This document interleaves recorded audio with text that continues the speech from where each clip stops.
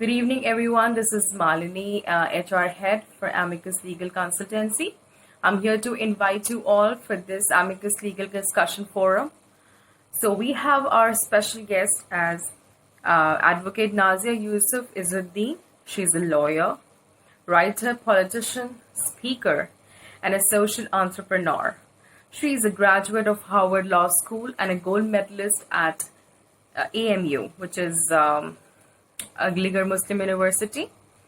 She is a founding president of WIC India, Dehradun, and former chairperson of FICCI Flow Uttarakhand. And we have our directors of Amicus Legal, Mr. Amol Chakravanshi and Ms. Trishla Malik. So, topic for today's discussion is the brutal mentality of youth. What takes us to this topic?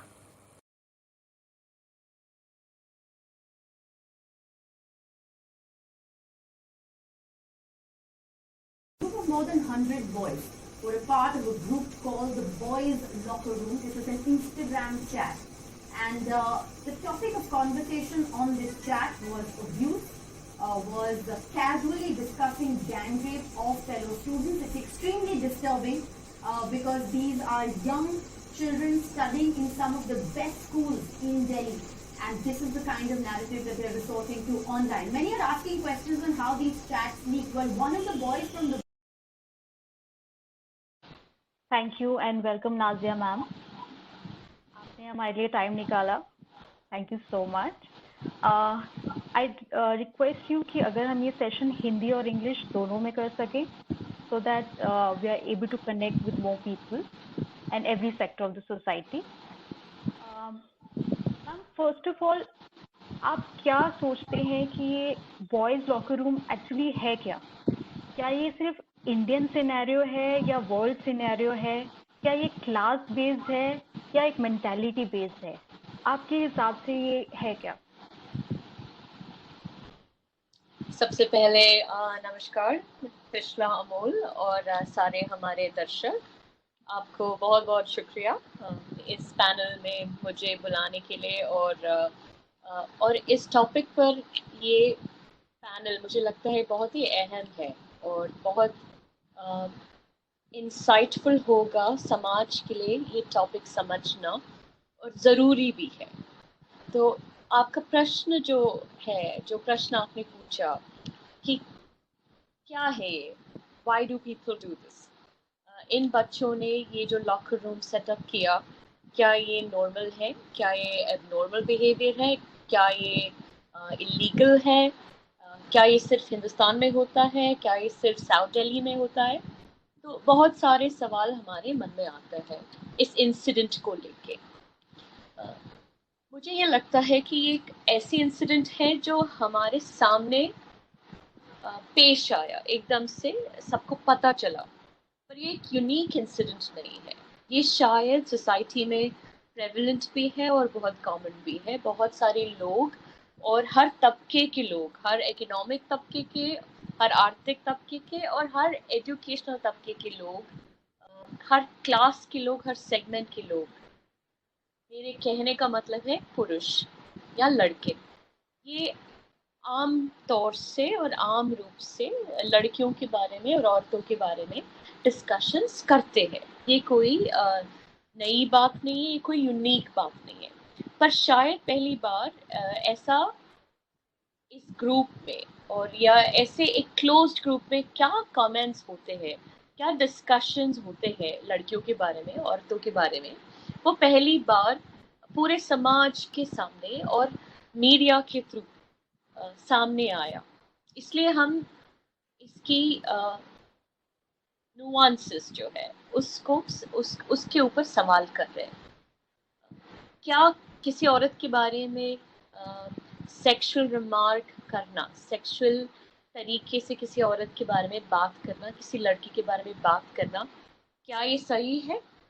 इसमें तो मैं clearly ये कहूँगी कि ये हर तरफ से गलत है।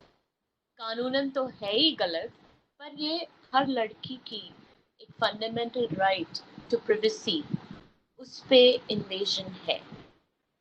अब सवाल ये आता है कि क्या समाज इसको ऐसे समझता है या नहीं समझता। हिंदुस्तानी समाज में जिस भारत में हम रहते हैं, कल्चरली पेट्रियार्की एक फैक्ट है। और क्योंकि पेट्रियार्की एक फैक्ट है, औरतों के प्रति बहुत सारे लोगों के रिएक्शन एंड लोगों में दोनों महिलाएं और पुरुष दोनों आते हैं, तो दोनों के जो रिएक्शन है वो कल्चर की कॉन्टेक्स्ट में है। और शायद अगर हम याद करें, अक्सर जब कोई भी रेप के केस हाई प्रोफाइल बन जाता है या मीडिया अटेंशन पा लेते हैं, तो कई सारे पॉलिटिशियंस की हमने रिमार्क सुना है कि लड़के हैं करते ही है, छोटे लड़के हैं, ये तो होता ही है। इस तरीके के कई रिएक्शंस हमने पहले भी सुना है, और उससे शायद ये झलकता है कि औरतों पे कमेंट करना या औरतों के कपड़ों पे, औरतों की भाषा पे, औरतों के एम्बिशियस होने पे, करियर ओरिएंटेड होने पे जो कमेंट कल्चरली यहाँ के महिला और पुरुष करते हैं, ज्यादातर महिला और पुरुष करते हैं। हर आदमी को हम नहीं जोड़ सकते, जनरलाइज हम नहीं कर सकते, पर फिर भी एक ज्यादातर जो एक ओपिनियन निकल आता है कल्चरली, वो शायद महिलाओं को एक फ्रीडम और इक्वालिटी जो कानून हमें गारंटी करता है, कॉन्स्टिट्यूशन हमें गारंटी करता है, वो शायद समाज हमें पूरी तरह से नहीं देता। उसका एक झलक है ये बॉयज लॉकर इंसिडेंट, क्योंकि शायद इन लड़कों ने कभी भी दूर तलक ये नहीं सोचा कि ऐसे कमेंट करने से एक क्रिमिनल इंटेंट जाहिर होता है और वो उस क्रिमिनल इंटेंट पे पकड़े जा सकते हैं। अपने मन की कामना को जब आप एक पब्लिक ग्रुप में इंटेंशन के तौर पे व्यतीत करता है या व्यक्त करता है, तो वो कब क्रिमिनल इंटेंट पे ताबील हुए, ये शायद ये बच्चे नहीं समझ पाए।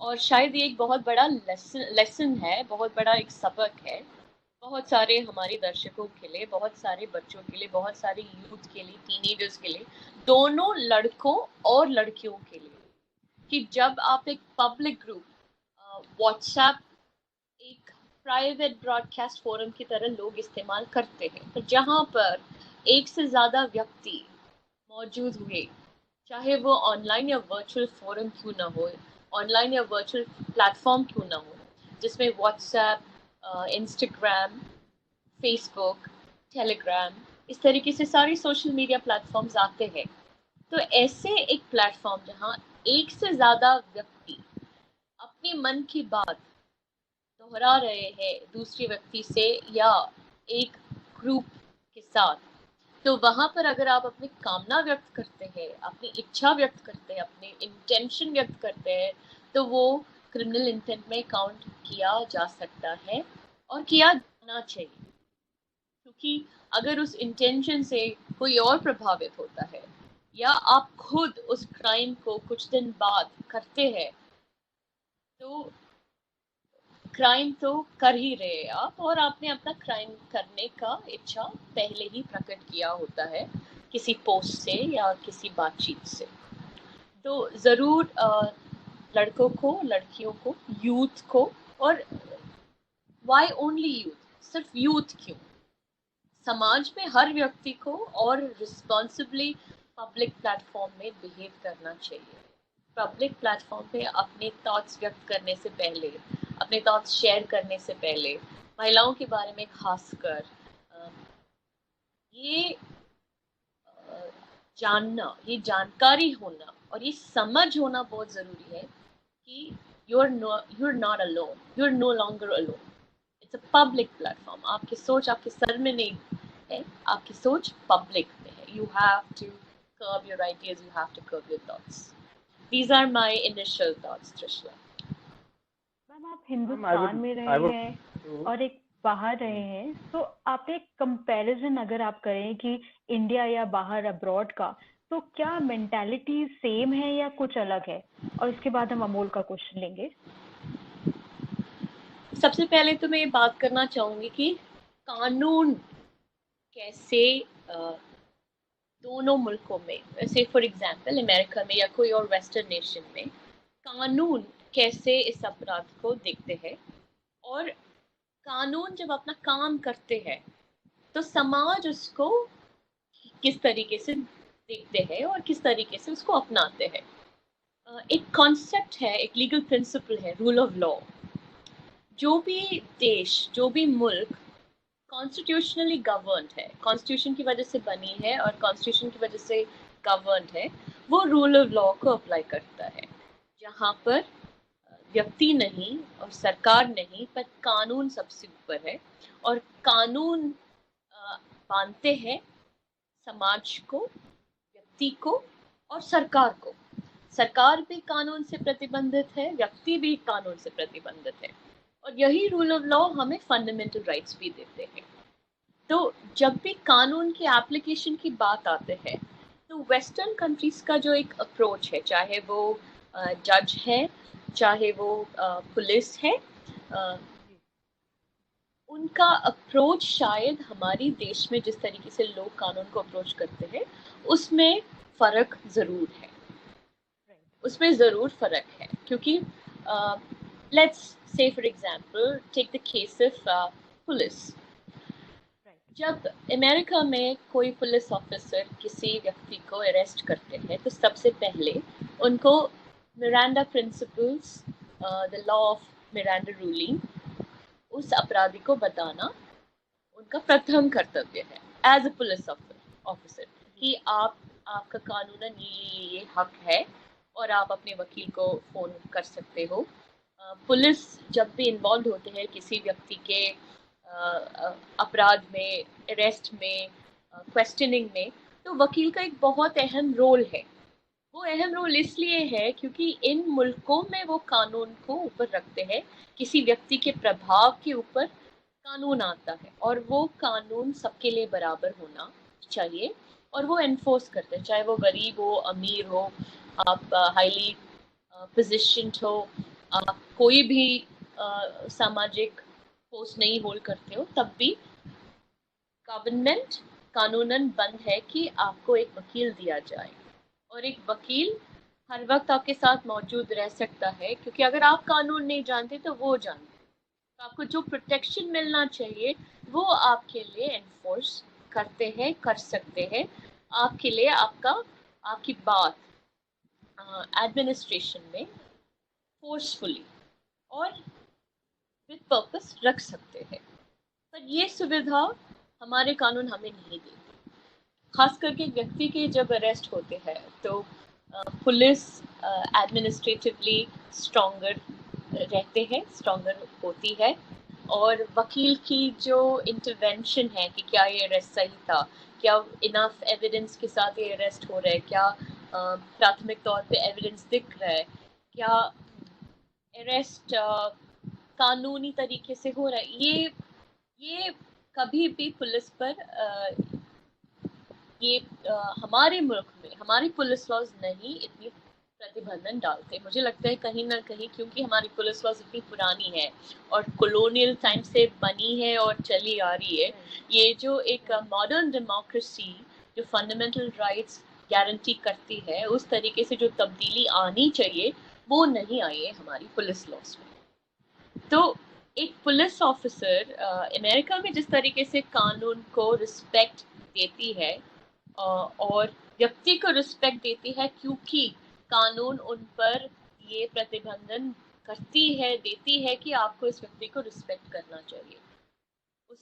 उस रिस्पेक्ट में वो रिस्पेक्ट आपको एक लेडी को, एक पुरुष को, एक महिला को और एक पुरुष को समान तरीके से, समान रूप से देना है। पर ये शायद हिंदुस्तान में देखने को नहीं मिलता।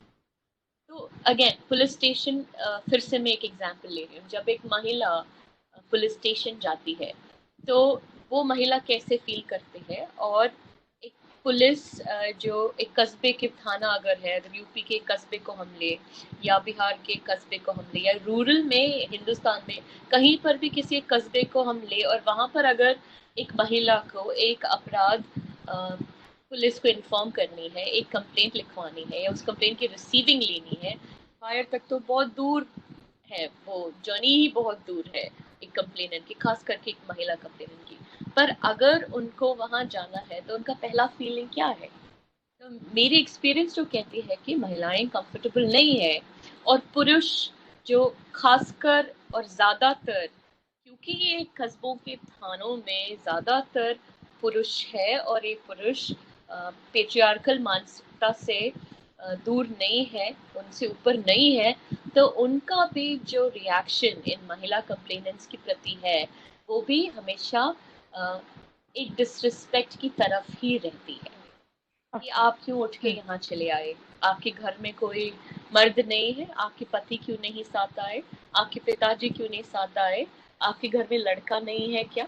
तो इस तरीके से सवाल जरूर करते हैं, सुना है, और इस वजह से बहुत सारी महिलाएं और खास करके लड़कियां अपनी इज्जत के बारे में डर के और कानून से पूरी तरीके से प्रोटेक्शन ना मिलने की, पूरी सुरक्षा ना मिलने की डर से क्राइम रिपोर्ट करने से रुकते हैं और थाने जाने से रुकते हैं। तो त्रिशला, आपके सवाल को कंक्लूड करते हुए मैं ये कहना चाहूँगी कि हाँ, वेस्टर्न देशों में और हिंदुस्तान में, इनफैक्ट बहुत सारे साउथ एशियन देशों में जिस तरीके से कानून को अप्रोच करते हैं उसमें ज़रूर फ़र्क है, और फंडामेंटल राइट्स हमारे देश में उतना इवॉल्व नहीं है जितना कि नॉर्थ अमेरिकन देश, और बाहर में भी आप देख सकते हैं कि कनाडा में, अमेरिका में, स्कैंडिनेवियन देशों में, स्विट्जरलैंड में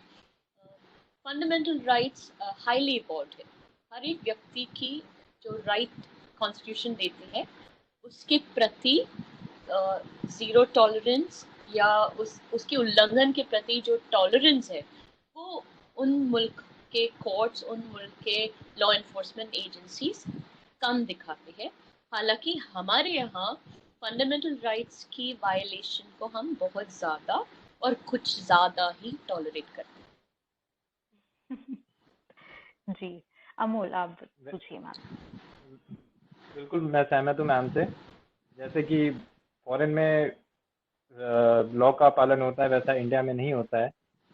एक बॉयज लॉकर रूम में देवर टू काइंड ऑफ लाइक देवर पहला केस बॉयज लॉकर रूम जैसा केस पहले एक मुंबई में भी हुआ था जहाँ पे सेम चीज हो रहा था, और एक ग्रुप पाया गया था, व्हाट्सएप ग्रुप, जिसमें ऐसी न्यूडिटी और ऐसा चीजें शेयर की जाती थी। दूसरा ये अब दिल्ली, साउथ दिल्ली का केस है। इसमें दो तरह के लोग होते हैं, वन हु आर एडमिन्स, 15-16 जो कि इसमें एडमिन्स निकले हैं, वन हु आर व्यूअर्स, जो केवल व्यू करते हैं, they don't comment but they do participate in watching and making the views.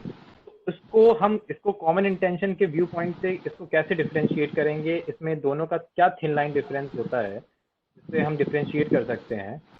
और साथ ही में एक और चीज़ पूछना चाहूँगा कि जैसे इसमें there are some college students, there are also some school students from 10th class to 12th class, तो इन दोनों चीज़ को कैसे डिफ्रेंशिएट करेंगे कि some are major, some are minor, some are juveniles and some are viewers, some are party the person who was sharing such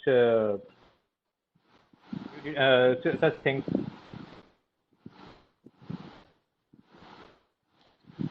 Thank you for that question, Amol. I think it's a very interesting question. It's also a very nuanced question.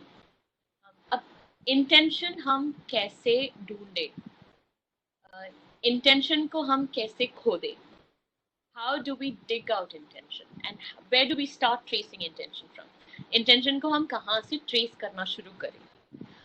अगर मैं इसको एक वकील की तरह approach करूँ तो I think the first thing I would do is find out कि जब भी कोई व्हाट्सएप ग्रुप बनता है तो उस व्हाट्सएप ग्रुप का एक डिस्क्रिप्शन आमतौर से एडमिन लिखते हैं कि ये ग्रुप हमने इसलिए बनाया है, ये इस ग्रुप में इस तरीके की मैसेजेस हम डालेंगे और इस तरीके की मैसेजेस में जो भी इंटरेस्टेड है वो इस ग्रुप में रह सकते हैं। तो अगर बॉयज लॉकर रूम ने ऐसा कोई इंटेंशन दर्शाया है उसके बनते हुए, is the background noise affecting you? That's fine, ma'am. तो अगर इस ग्रुप के बनते वक्त इस तरीके का कोई इंटेंशन बॉयज लॉकर रूम ने, उनके एडमिन ने दर्शाया है कि the intention of this group is for us to share stories about girls, to discuss girls, to discuss girls in our compound, girls in our community, girls in our apartment, girls in our school, girls in our college, in our neighborhood, ऐसे दर्शाया है। और अगर ये communication और ये sharing बहुत time से कंटिन्यू कर रहा है, तो इससे फिर ज़रूर ये जाहिर होती है कि जिन लोगों ने कमेंट नहीं किया पर ये बहुत टाइम से व्यू कर रहे हैं, तो वो इंटरेस्ट के साथ ही व्यू कर रहे हैं। अगर इंटरेस्ट नहीं है तो वो क्यों उस ग्रुप में मौजूद है, उन्होंने उस ग्रुप को क्यों नहीं रिपोर्ट किया या उस ग्रुप को क्यों नहीं छोड़ा। तो अगर ग्रुप ने अपनी इंटेंशन व्यक्त की है, एंड वो दो तरीके से व्यक्त कर सकते हैं, one is by describing it clearly और by overt action. They can express it in words or through action. तो overt action से अगर इस ग्रुप ने ये बताया है उनके मेंबर्स को ओवर अ लॉन्ग पीरियड कि हम यही इसी तरीके की पोस्ट बार बार पोस्ट करते हैं, यही तरीके की पोस्ट हम आपके सामने लाते हैं, और वो व्यूअर्स बार बार उसको देखते हैं, और वो व्यूअर्स उसी को देखने के लिए, तो it is very easy to infer, it's not circumstantial, it's a direct influence कि अगर आप उस ग्रुप में हो तो आप इस तरीके की फोटोग्राफ्स को और इस तरीके की कमेंट्स पढ़ने को और उसको किसी तरीके से एंजॉय करने के लिए आप इस ग्रुप में मौजूद हो। आप एक वॉच डॉग की तरह तो उस ग्रुप में मौजूद नहीं है, या आप किसी तरीके की मॉरल लेसन एडमिन्स को देने के लिए उस ग्रुप में मौजूद नहीं है। ऐसा कोई आपने इंटेंशन व्यक्त नहीं किया है आपकी किसी बात से या आपके किसी कमेंट से, या आपके उस ग्रुप को छोड़ के एक आप एक्शन दिखा सकते थे। तो अगर किसी ने छोड़ा नहीं, उससे भी व्यूअर का मानसिकता और व्यूअर का इंटेंशन दोनों प्रीमा फेशिया झलकता है, प्रथम दृष्टि में झलकता है। जी ma'am, thank you so much, इतना अच्छा एक्सप्लेनेशन। हम लोगों को बहुत ज़रूरत है ऐसे एक्सप्लेनेशंस की।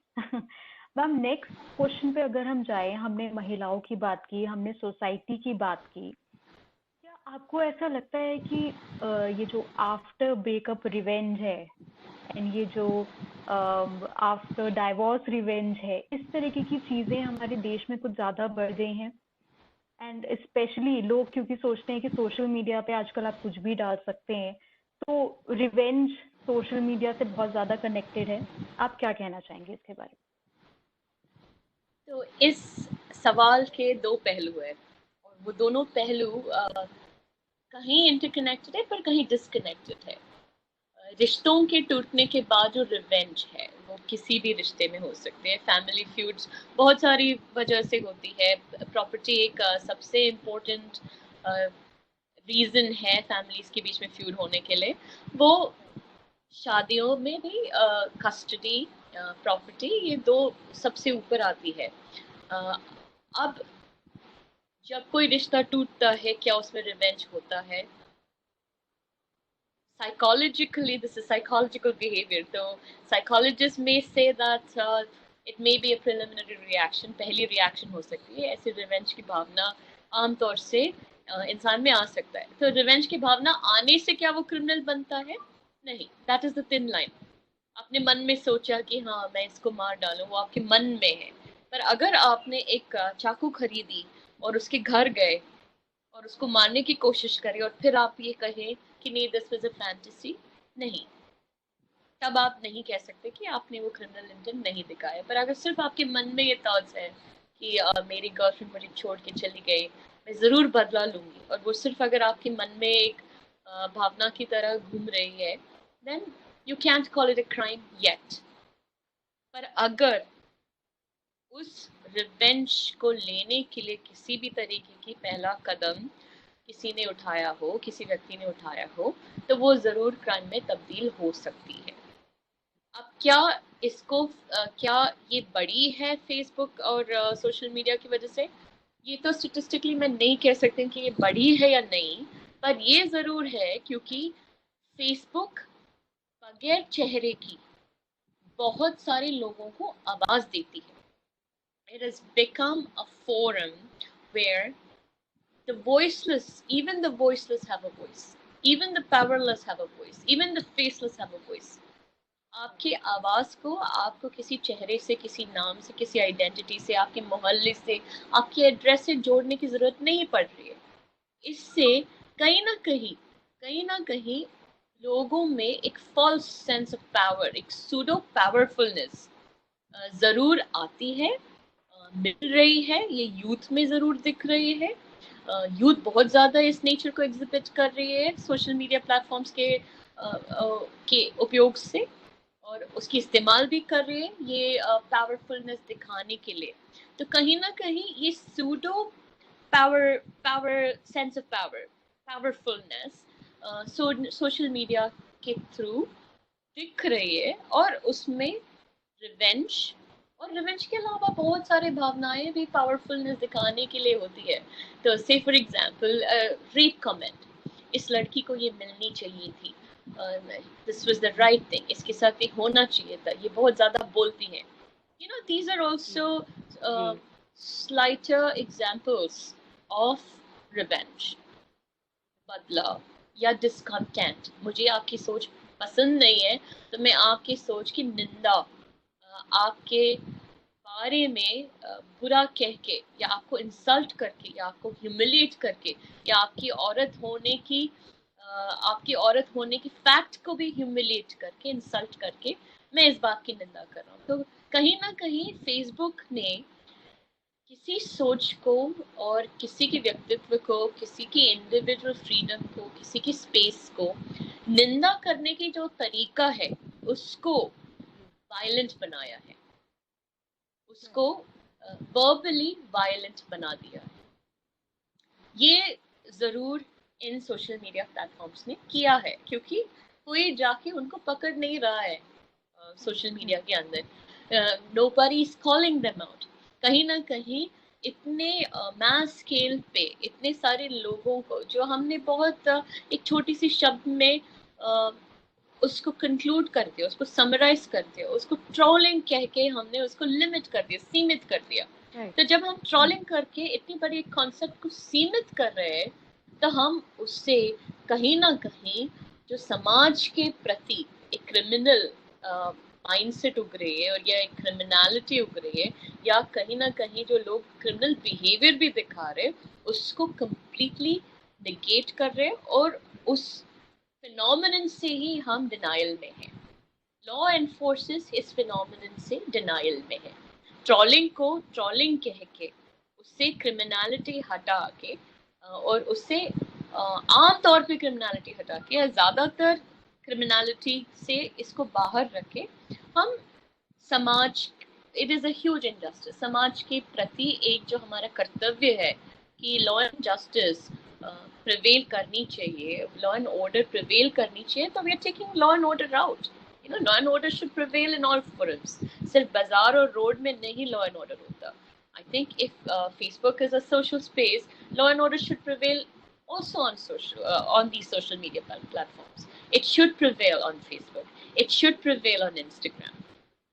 तो जरूर ये आप अपनी आंख बंद करके जब एक स्क्रीन के सामने बैठ रहे हो और आप ये सोच रहे हो कि मुझे कोई नहीं दिख रहा, अब यहाँ मैं कुछ भी बयान कर सकता हूँ क्योंकि मैं एक फ़ोन पे हूँ, मैं अपने आईपैड पे हूँ, मैं अपने कंप्यूटर पे हूँ, दुनिया नहीं दिख रही है मुझको, तो ये एक तरह से डिनाइल है.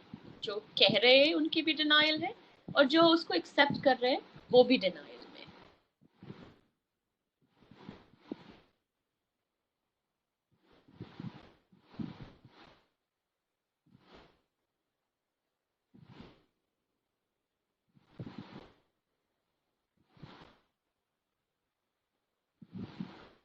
Anmol, would you like to ask the next question?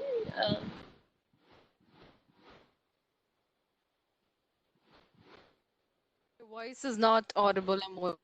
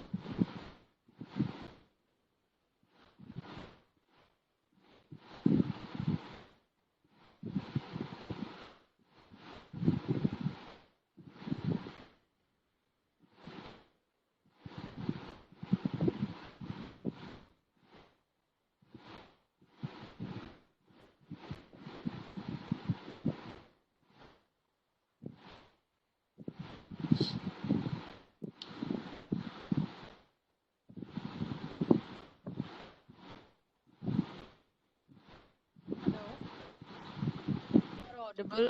You can remove the Bluetooth if you want to speak from the phone speaker directly. Yeah, I can hear you now.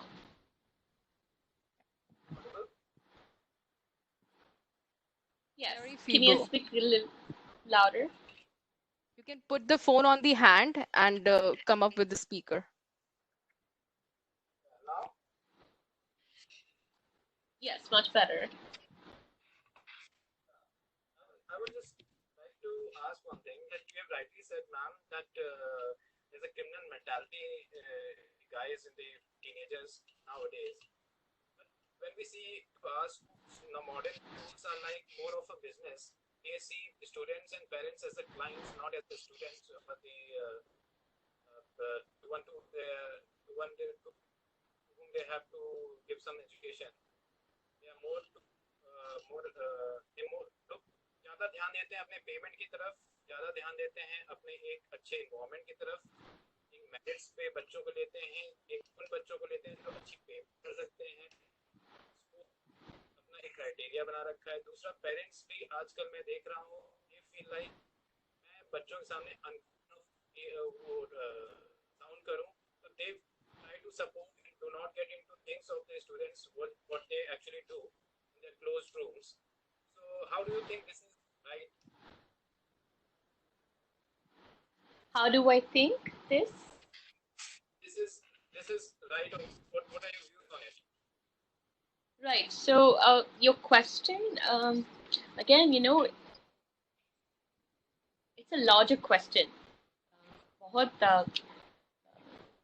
vast एक field है parenting and education. तो इस parenting में और education में क्या सही है क्या गलत है वो अपने आप में एक अलग डिबेट बन जाती है, एक अलग डिस्कशन डिस्कोर्स बन जाती है.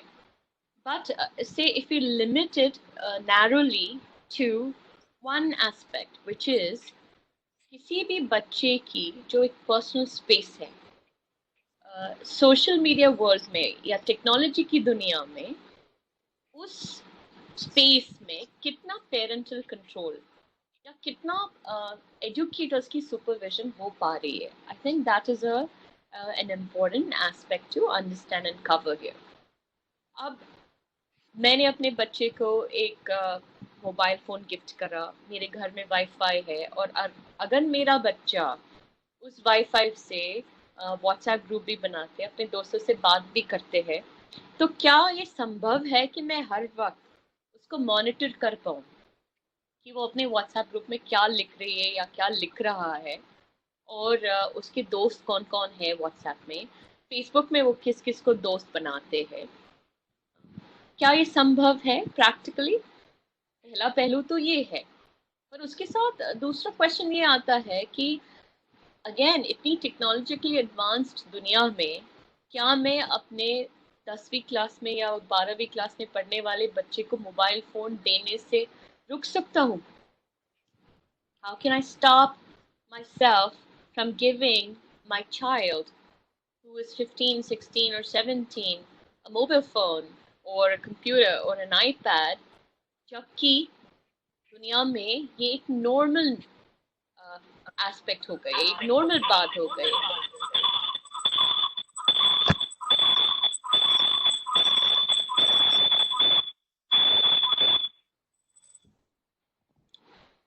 जबकि ये नॉर्मल हो गई है कि आसपास में सारे बच्चों के पास मोबाइल है, मोहल्ले में हर बच्चे के पास मोबाइल है, क्लास में हर बच्चे के साथ पास मोबाइल है. तो क्या उनको रोकने से, मेरे बच्चे को रोकने से क्या मेरा बच्चा ज़्यादा डिसिप्लिन्ड हो जाएगा, या क्या इस तरीके की वो एक्शंस को ज़्यादा अच्छा समझ पाएगा? मेरे ख्याल से इसका उत्तर जो है is in the culture of education. इसका उत्तर जो है कि क्या वो it lies in the fact that सामाजिक तौर पे और पॉपुलर मीडियम्स में इसकी अनएक्सेप्टेबिलिटी, महिलाओं के प्रति किसी तरीके की भी इंसल्टिंग बिहेवियर की अनएक्सेप्टेबिलिटी, that this is unacceptable behavior, वो बहुत मजबूत तरीके से जाहिर होना बहुत ज़रूरी है. For example, I think every classroom can have a sticker that talks about zero tolerance. You know, every bus station can have stickers that talk about zero tolerance towards women. Every bus can have a sticker that talks about zero tolerance. जब ये messages socially हर जगह दिखना शुरू हो जाएगा, that is probably when ये मानसिकता में अपने आप, जहन में अपने आप, बच्चों के जहन में, एडल्ट्स के जहन में पेनिट्रेट करना, घुसना तभी शुरू होगा. तभी हम एक क्वालिटेटिव सामाजिक चेंज एक्सपेक्ट कर सकते हैं. एक बच्चे की एक मोबाइल फोन रोकने से या किसी एक व्हाट्सएप ग्रुप में प्रतिबंधन डालने से ये फिनोमिनन नहीं रुकेगा. यू नो, इसका एक बहुत अच्छा उदाहरण है स्वच्छ भारत अभियान. अब स्वच्छ भारत अभियान से कितने मोहल्ले साफ हुए ये हमें नहीं पता, पर कम से कम इसका जो अवेयरनेस छोटे बच्चों में हुआ है, उससे मैंने देखा है कि कई सारे छोटे बच्चे अपने पेरेंट्स को टोकते हैं जब वो किसी टॉफी का रैपर रोड में फेंकते हैं या गार्बेज बिन में नहीं फेंकते हैं या रोड में किसी तरीके की कूड़ा कचरा डालते हैं. तो बच्चे अब अपने पेरेंट्स को रोकते हैं कि ये ठीक नहीं है पापा, ये ठीक नहीं है मम्मी. तो एक रिवर्स मैकेनिज्म इस तरीके की एक अभियान से हम शायद एक्सपेक्ट कर सकते हैं या इस तरीके की एक चेंज हम ला सकते हैं. तो उसके लिए एक पब्लिक मैसेज होना बहुत ज़रूरी है. पब्लिक मैसेज में ज़ीरो टॉलरेंस एक मजबूत मैसेज होना भी बहुत ज़्यादा ज़रूरी है. घरों में दोनों माता और पिता एक बहुत इम्पोर्टेंट रोल प्ले करती है बच्चों के जहन में इसको मजबूत तरीके से रखने में, इस मैसेज को उनको समझाने में कि लड़कियों और लड़कों में बिल्कुल फ़र्क नहीं है जहाँ तक उनकी इज्जत की सवाल आती है और इज्जत से पेश आनी चाहिए. ये सबक ज़रूर घर से और स्कूल से शुरू होनी चाहिए.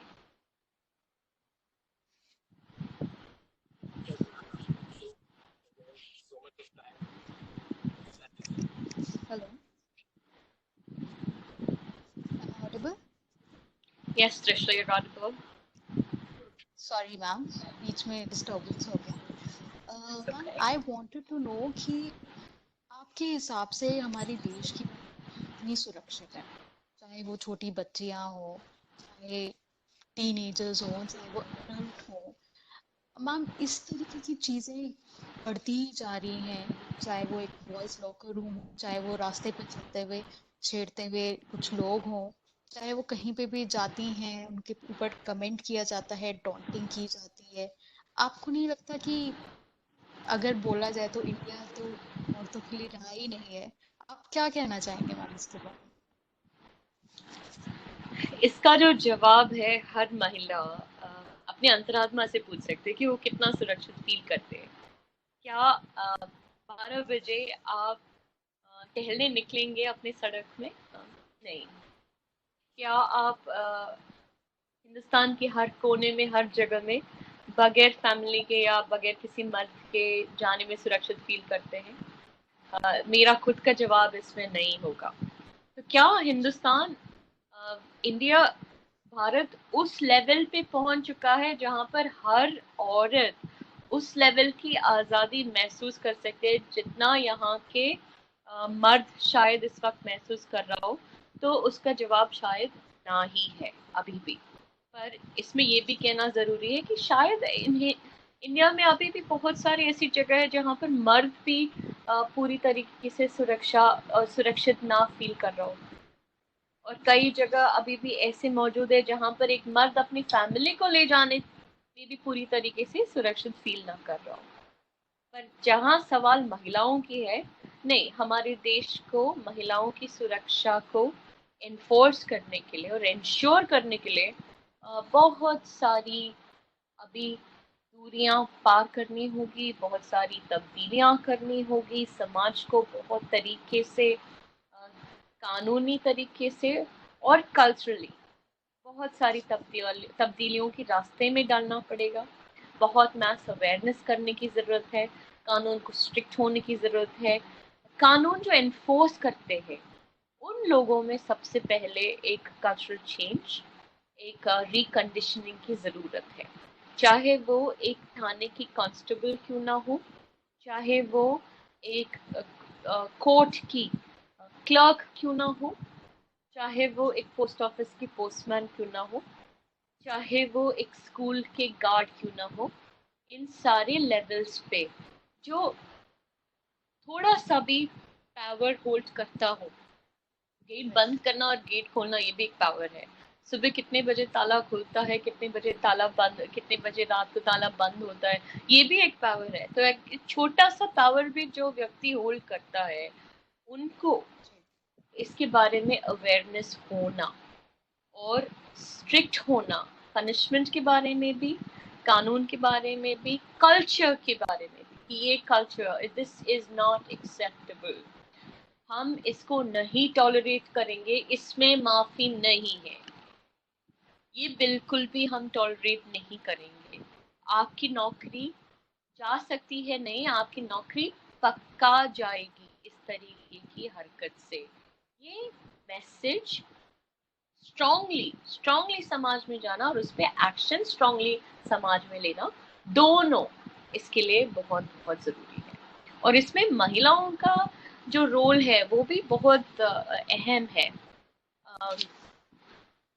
किस तरीके से माँ या बहू अपनी बेटी को घर में ट्रीट करते हैं, ये इसका एक प्रथम कदम है।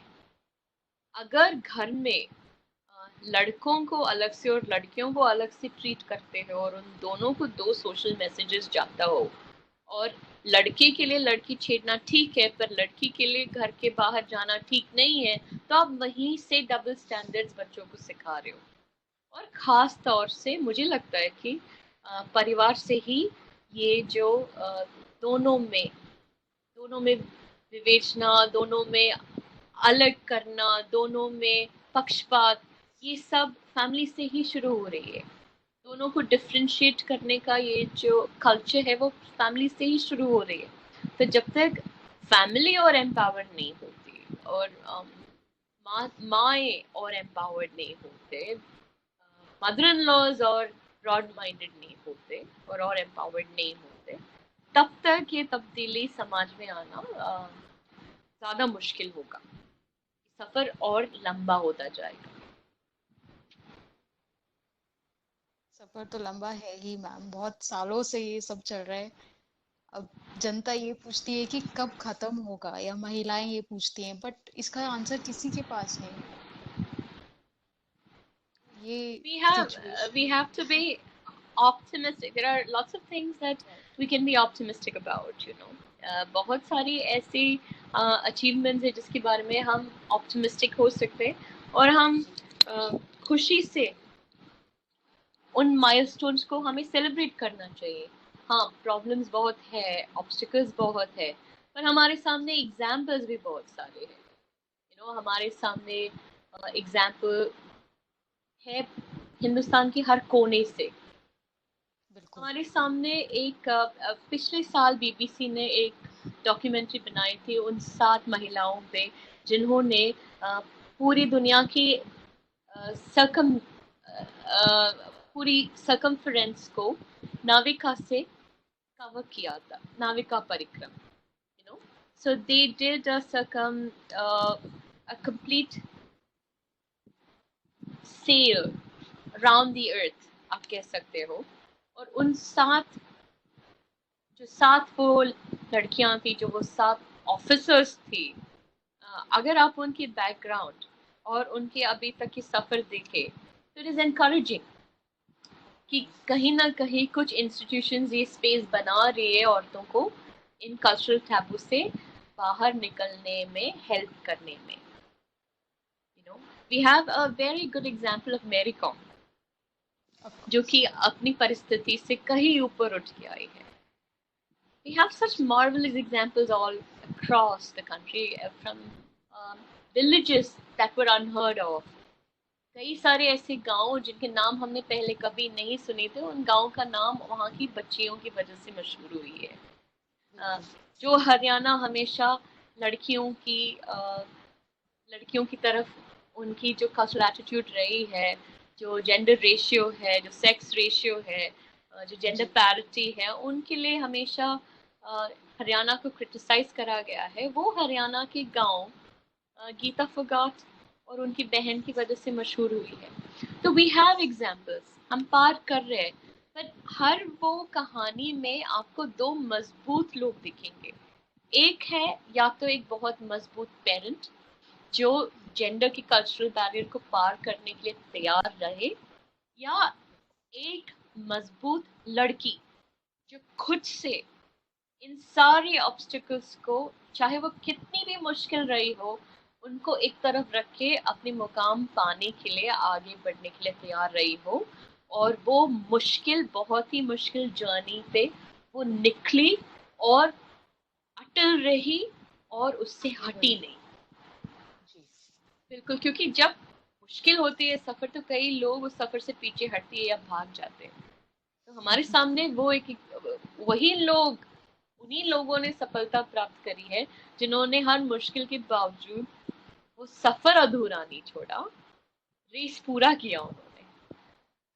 So, this is going to be a difficult journey. This is a difficult journey. We are probably far more privileged than a lot of other women in this country.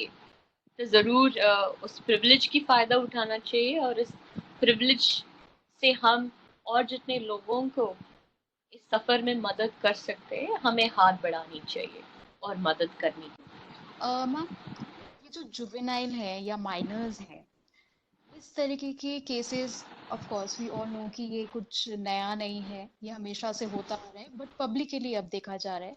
Ma'am, इनको correct करने के लिए या इनको aware करने के लिए या इनमें और मॉरल वैल्यूज डालने के लिए एज अ सिटीजन या as a guardian, as a parent, हम लोगों के क्या रोल हो सकते हैं? Sort of education.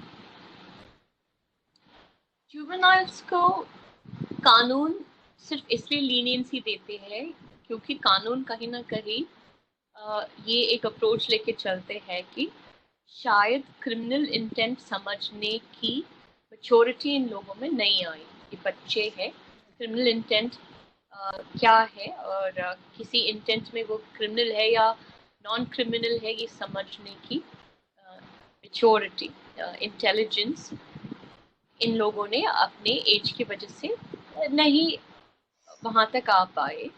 वो इंटेलिजेंस लेवल उनका नहीं अब तक एक लीगल एडल्ट जिनको मानते हैं कानून, जिसको एक लीगल एडल्ट मानते हैं, उनकी और जुवेनाइल की मानसिकता एक नहीं है क्रिमिनल इंटेंट को समझने में। ये अप्रोच लेती है कानून, पर पेरेंट्स को ये अप्रोच लेने की ज़रूरत नहीं है। पेरेंट्स को बचपन से बच्चों के प्रति ये अप्रोच लेने की ज़रूरत नहीं है। मेरा कहने का मतलब है, अगर कोई चीज़ गलत है तो पेरेंट्स और एजुकेटर्स बच्चों को बचपन से ही ये आइडिया और ये थॉट क्लियर करके चल सकते हैं। अगर कोई एक भाई अपनी बहन को बार बार मारते हैं और एक पेरेंट ये कहते हैं कोई बात नहीं तुम मार सकते हो, तो वो अप्रोच ज़रूर बदलनी चाहिए, क्योंकि इसमें कल्चरली जो गलत और सही है, कल्चरली आप उस बच्चे को एक मेंटालिटी ये फीड कर रहे हो कि हाँ बहन को मारना सही है। बाद में जाके वो 18 साल का हो गया और सडनली आप उसको बोल रहे हो कि ये क्राइम है, तो उसको नहीं समझ आएगा। बिल्कुल सही बात। कि आप 17 से 18 होने से आप जो एक चीज 17 साल करते आए हो और 18वें साल में आप वही एक्शन दोहरा रहे हो, वही काम दोहरा रहे हो, और तब अचानक पुलिस आके आपको कह रही कि ये गलत है, तो वो भी एक डिसफंक्शनल सोसाइटी का एग्जाम्पल है। और यही डिसफंक्शनल सोसाइटी की एक माइक्रोकॉज्म हमने बॉयज लॉकर वाले इंसिडेंट में देखा, क्योंकि उनको किसी ने कभी नहीं टोका और एकदम से पुलिस इंटरवेंशन हुआ, एकदम से कानून इंटरवीन कर रहे हैं और एकदम से आपको बताया जा रहा है ये गलत है। तो ये भी सवाल उठता है कि इतने साल बचपन से लेके अभी तक क्यों नहीं साउथ दिल्ली के ये नीश पब्लिक स्कूल्स, ये एलीट स्कूल्स, ये क्यों नहीं बता पाए कि ये इस तरीके की बातें, इस तरीके की इंसल्टिंग लैंग्वेज, इस तरीके की तस्वीरें, इस तरीके की डिस्कशंस, ये ह्यूमिलिएटिंग है, इंसल्टिंग है, किसी लड़की की प्रिवेसी को इन्वेड करना है, ये कॉन्सेप्ट्स क्यों नहीं ये साउथ दिल्ली की एलीट स्कूल्स इन 17 साल में इन बच्चों को सिखा पाए?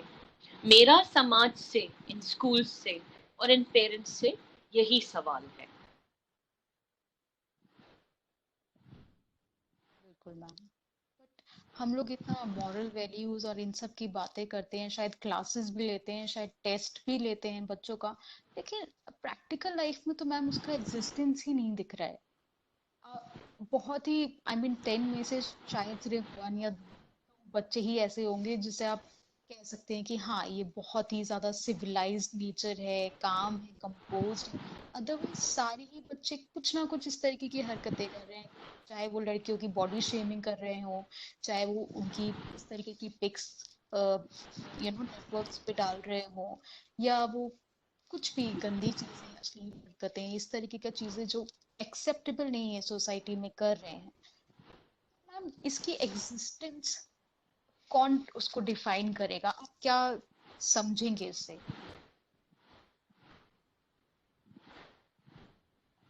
क्या हमारी मॉरल वैल्यूज गिरी है या क्या हमारी मॉरल वैल्यूज का डिप्लीशन इसका मेन वजह है? अगर त्रिशला आप मुझसे ये पूछ रहे हो तो फिर तो आप उसका जवाब ये है कि क्या 40 साल पहले रेप नहीं था, क्या 100 साल नहीं पहले मैम, रेप नहीं था, क्या? मेरा क्वेश्चन है कि जो हम बोलते हैं बच्चों को, हम समझाते हैं या मॉरल वैल्यू क्लासेस लेते हैं, क्या प्रैक्टिकल लाइफ में उसका एग्जिस्टेंस है?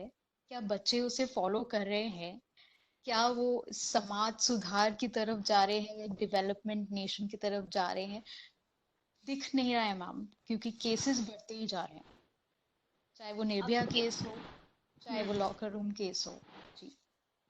you're absolutely right because moral values या moral science हम जो पढ़ रहे हैं वो किताब से पढ़ रहे हैं। बिल्कुल। हमारी एजुकेशन सिस्टम में वो एक कोर्स है जिसमें आपको राइट आंसर देना है। It is like every other subject that is taught in Indian public schools and private schools. आपको फिजिक्स भी टेक्स्ट बुक से पढ़ना है, आपको हिस्ट्री भी टेक्स्ट बुक से पढ़ना है, आपको इंग्लिश भी टेक्स्ट बुक से पढ़ना है, आपको मॉरल साइंस भी टेक्स्ट बुक से पढ़ना है। एप्लीकेशन कहाँ है? तो अगर आपका एजुकेशन सिस्टम अप्लाइड टीचिंग की मेथडोलॉजी अपनाए तो शायद मॉरल साइंस या मॉरल वैल्यूज या मॉरल लेसन्स भी अप्लाइड होती। So one would not have said that kindness is a good gesture. ये 10 मार्क का क्वेश्चन नहीं, ये आपके लिए एक प्रैक्टिकल लेसन होता कि please tell us what deed of kindness did you do today. हमारे बच्चों से ये सवाल नहीं पूछा जाता कि आज आपका एक्ट ऑफ काइंडनेस या डीड ऑफ काइंडनेस क्या था। Right, exactly my point. हमारे बच्चों से ये पूछा जाता है कि ये 10 मार्क का क्वेश्चन है, define kindness.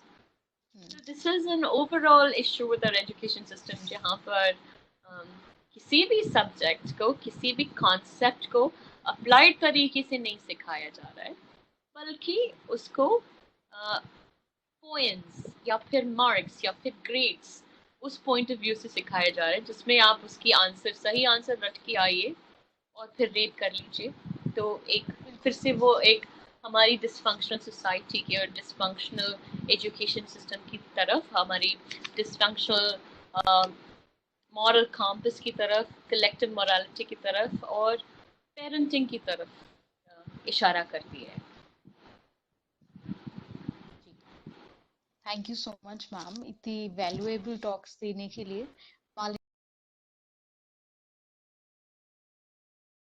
Good evening, everyone. This is Malini, HR head for Amicus Legal Consultancy. I'm here to invite you all for this Amicus Legal Discussion Forum. So we have our special guest as Advocate Nazia Yusuf Izzuddin. She's a lawyer, writer, politician, speaker, and a social entrepreneur. She is a graduate of Harvard Law School and a gold medalist at AMU, which is Aligarh Muslim University. She is a founding president of WIC India, Dehradun, and former chairperson of FICCI Flow Uttarakhand. And we have our directors of Amicus Legal, Mr. Amol Chakravanshi and Ms. Trishla Malik. So, topic for today's discussion is the brutal mentality of youth. What takes us to this topic?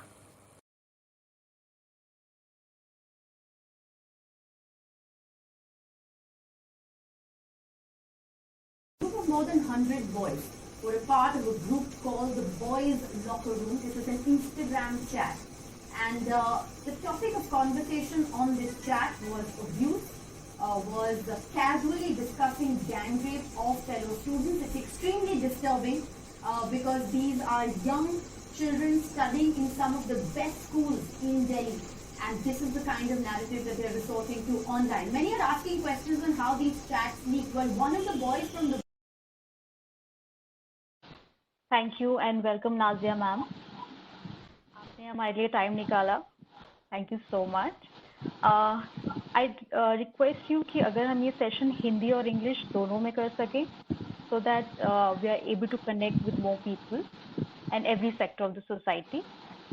Ma'am, first of all, आप क्या सोचते हैं कि ये boys locker room actually है क्या? क्या ये सिर्फ इंडियन सिनेरियो है या वर्ल्ड सिनेरियो है? क्या ये क्लास बेस्ड है या एक मेंटालिटी बेस्ड है? आपके हिसाब से ये है क्या?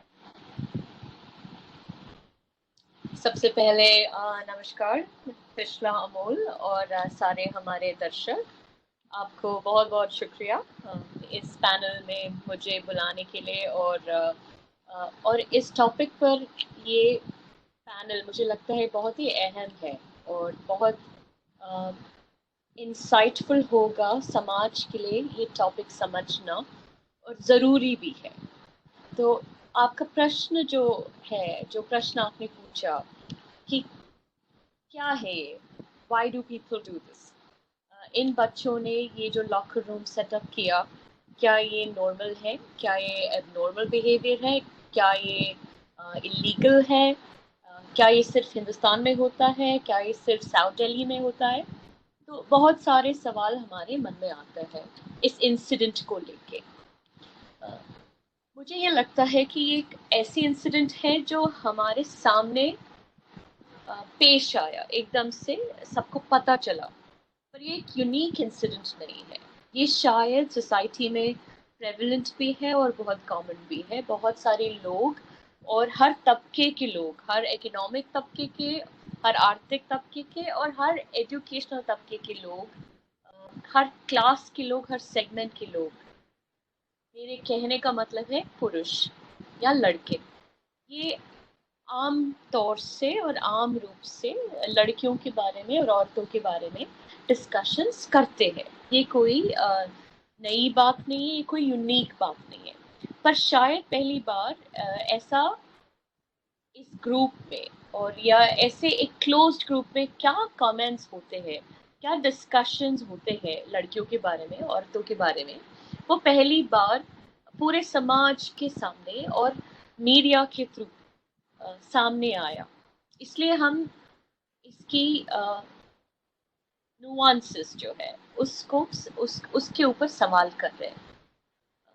क्या किसी औरत के बारे में सेक्सुअल रिमार्क करना, सेक्सुअल तरीके से किसी औरत के बारे में बात करना, किसी लड़की के बारे में बात करना, क्या ये सही है?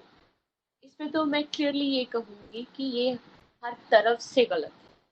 कानूनन तो है ही गलत, पर ये हर लड़की की एक फंडामेंटल राइट टू प्राइवेसी, उस पे इन्वेजन है. अब सवाल ये आता है कि क्या समाज इसको ऐसे समझता है या नहीं समझता. हिंदुस्तानी समाज में जिस भारत में हम रहते हैं, कल्चरली पेट्रियार्की एक फैक्ट है। और क्योंकि पेट्रियार्की एक फैक्ट है, औरतों के प्रति बहुत सारे लोगों के रिएक्शन एंड लोगों में दोनों महिलाएं और पुरुष दोनों आते हैं, तो दोनों के जो रिएक्शन है वो कल्चर की कॉन्टेक्स्ट में है। और शायद अगर हम याद करें, अक्सर जब कोई भी रेप के केस हाई प्रोफाइल बन जाता है या मीडिया अटेंशन पा लेते हैं, तो कई सारे पॉलिटिशियंस की हमने रिमार्क सुना है कि लड़के हैं, करते ही है, छोटे लड़के हैं, ये तो होता ही है। इस तरीके के कई रिएक्शंस हमने पहले भी सुना है, और उससे शायद ये झलकता है कि औरतों पे कमेंट करना या औरतों के कपड़ों पे, औरतों की भाषा पे, औरतों के एम्बिशियस होने पे, करियर ओरिएंटेड होने पे जो कमेंट कल्चरली यहाँ के महिला और पुरुष करते हैं, ज्यादातर महिला और पुरुष करते हैं, हर आदमी को हम नहीं जोड़ सकते, जनरलाइज हम नहीं कर सकते, पर फिर भी एक ज्यादातर जो एक ओपिनियन निकल आता है कल्चरली, वो शायद महिलाओं को एक फ्रीडम और इक्वालिटी जो कानून हमें गारंटी करता है, कॉन्स्टिट्यूशन हमें गारंटी करता है, वो शायद समाज हमें पूरी तरह से नहीं देता। उसका एक झलक है ये बॉयज लॉकर इंसिडेंट, क्योंकि शायद इन लड़कों ने कभी भी दूर तलक ये नहीं सोचा कि ऐसे कमेंट करने से एक क्रिमिनल इंटेंट जाहिर होता है और वो उस क्रिमिनल इंटेंट पे पकड़े जा सकते हैं। अपने मन की कामना को जब आप एक पब्लिक ग्रुप में इंटेंशन के तौर पे व्यतीत करता है या व्यक्त करता है, तो वो कब क्रिमिनल इंटेंट पे ताबील हुए, ये शायद ये बच्चे नहीं समझ पाए। और शायद ये एक बहुत बड़ा लेसन है, बहुत बड़ा एक सबक है बहुत सारे हमारे दर्शकों के लिए, बहुत सारे बच्चों के लिए, बहुत सारे यूथ के लिए, टीनेजर्स के लिए, दोनों लड़कों और लड़कियों के लिए, कि जब आप एक पब्लिक ग्रुप व्हाट्सएप एक प्राइवेट ब्रॉडकास्ट फोरम की तरह लोग इस्तेमाल करते हैं, तो जहाँ पर एक से ज़्यादा व्यक्ति मौजूद हुए, चाहे वो ऑनलाइन या वर्चुअल फोरम क्यों ना हो, ऑनलाइन या वर्चुअल प्लेटफॉर्म क्यों ना हो, जिसमें व्हाट्सएप, इंस्टाग्राम, फेसबुक, टेलीग्राम, इस तरीके से सारी सोशल मीडिया प्लेटफॉर्म्स आते हैं, तो ऐसे एक प्लेटफॉर्म जहाँ एक से ज़्यादा व्यक्ति अपनी मन की बात दोहरा रहे हैं दूसरे व्यक्ति से या एक ग्रुप के साथ, तो वहाँ पर अगर आप अपनी कामना व्यक्त करते हैं, अपनी इच्छा व्यक्त करते हैं, अपने इंटेंशन व्यक्त करते हैं, तो वो क्रिमिनल इंटेंट में काउंट किया जा सकता है और किया जाना चाहिए। क्योंकि अगर उस इंटेंशन से कोई और प्रभावित होता है या आप खुद उस क्राइम को कुछ दिन बाद करते हैं, तो क्राइम तो कर ही रहे आप, और आपने अपना क्राइम करने का इच्छा पहले ही प्रकट किया होता है किसी पोस्ट से या किसी बातचीत से। तो ज़रूर लड़कों को, लड़कियों को, यूथ को, और वाई ओनली यूथ, सिर्फ यूथ क्यों, समाज में हर व्यक्ति को और रिस्पॉन्सिबली पब्लिक प्लेटफॉर्म में बिहेव करना चाहिए। पब्लिक प्लेटफॉर्म पे अपने थॉट्स व्यक्त करने से पहले, अपने थॉट्स शेयर करने से पहले, महिलाओं के बारे में खासकर ये जानना, ये जानकारी होना और ये समझ होना बहुत ज़रूरी है कि you're not alone, you're no longer alone. It's a public platform. आपकी सोच आपके सर में नहीं है, आपकी सोच पब्लिक में है. You have to curb your ideas, you have to curb your thoughts. These are my initial thoughts, Trishla. Ma'am, आप हिंदुस्तान में रहे हैं और एक बाहर रहे हैं, तो आप एक कंपैरिजन अगर आप करें कि इंडिया या बाहर अब्रॉड का, तो क्या मेंटालिटी सेम है या कुछ अलग है? और इसके बाद हम अमोल का क्वेश्चन लेंगे। सबसे पहले तो मैं ये बात करना चाहूँगी कि कानून कैसे दोनों मुल्कों में, जैसे फॉर एग्जांपल अमेरिका में या कोई और वेस्टर्न नेशन में, कानून कैसे इस अपराध को देखते हैं। और कानून जब अपना काम करते हैं तो समाज उसको किस तरीके से देखते हैं और किस तरीके से उसको अपनाते हैं। एक कॉन्सेप्ट है, एक लीगल प्रिंसिपल है, रूल ऑफ लॉ। जो भी देश, जो भी मुल्क कॉन्स्टिट्यूशनली गवर्नड है, कॉन्स्टिट्यूशन की वजह से बनी है और कॉन्स्टिट्यूशन की वजह से गवर्नड है, वो रूल ऑफ लॉ को अप्लाई करता है, जहाँ पर व्यक्ति नहीं और सरकार नहीं पर कानून सबसे ऊपर है। और कानून बांधते हैं समाज को, व्यक्ति को और सरकार को। सरकार भी कानून से प्रतिबंधित है, व्यक्ति भी कानून से प्रतिबंधित है, और यही रूल ऑफ लॉ हमें फंडामेंटल राइट्स भी देते हैं। तो जब भी कानून की एप्लीकेशन की बात आते हैं तो वेस्टर्न कंट्रीज का जो एक अप्रोच है, चाहे वो जज है, चाहे वो पुलिस है, उनका अप्रोच शायद हमारी देश में जिस तरीके से लोग कानून को अप्रोच करते हैं उसमें फ़र्क ज़रूर है, उसमें ज़रूर फ़र्क है। क्योंकि let's say for example take the case of police. जब अमेरिका में कोई पुलिस ऑफिसर किसी व्यक्ति को अरेस्ट करते हैं तो सबसे पहले उनको Miranda principles, the law of Miranda ruling, उस अपराधी को बताना उनका प्रथम कर्तव्य है एज अ पुलिस ऑफिसर, कि आपका कानूनन ये हक है और आप अपने वकील को फ़ोन कर सकते हो। पुलिस जब भी इन्वॉल्व होते हैं किसी व्यक्ति के अपराध में, अरेस्ट में, क्वेश्चनिंग में, तो वकील का एक बहुत अहम रोल है। वो अहम रोल इसलिए है क्योंकि इन मुल्कों में वो कानून को ऊपर रखते हैं, किसी व्यक्ति के प्रभाव के ऊपर कानून आता है और वो कानून सबके लिए बराबर होना चाहिए और वो एनफोर्स करते हैं, चाहे वो गरीब हो, अमीर हो, आप हाईली पोजीशन्ड हो, आप कोई भी सामाजिक पोस्ट नहीं होल्ड करते हो, तब भी गवर्नमेंट कानूनन बंद है कि आपको एक वकील दिया जाए।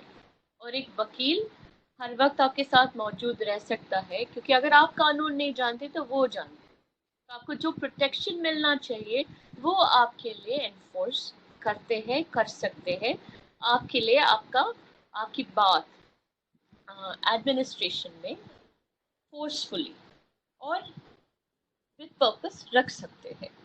पर ये सुविधा हमारे कानून हमें नहीं देते। खास करके व्यक्ति के जब अरेस्ट होते हैं तो पुलिस एडमिनिस्ट्रेटिवली स्ट्रॉन्गर रहते हैं, स्ट्रॉन्गर होती है, और वकील की जो इंटरवेंशन है कि क्या ये अरेस्ट सही था, क्या इनफ एविडेंस के साथ ये अरेस्ट हो रहा है, क्या प्राथमिक तौर पे एविडेंस दिख रहा है, क्या अरेस्ट कानूनी तरीके से हो रहा है, ये कभी भी पुलिस पर हमारे मुल्क में हमारी पुलिस लॉज नहीं इतनी प्रतिबंधन डालते। मुझे लगता है कहीं ना कहीं क्योंकि हमारी पुलिस लॉज इतनी पुरानी है और कॉलोनियल टाइम से बनी है और चली आ रही है, ये जो एक मॉडर्न डेमोक्रेसी जो फंडामेंटल राइट्स गारंटी करती है उस तरीके से जो तब्दीली आनी चाहिए वो नहीं आई है हमारी पुलिस लॉज में। तो एक पुलिस ऑफिसर अमेरिका में जिस तरीके से कानून को रिस्पेक्ट देती है और व्यक्ति को रिस्पेक्ट देती है, क्योंकि कानून उन पर ये प्रतिबंधन देती है कि आपको इस व्यक्ति को रिस्पेक्ट करना चाहिए।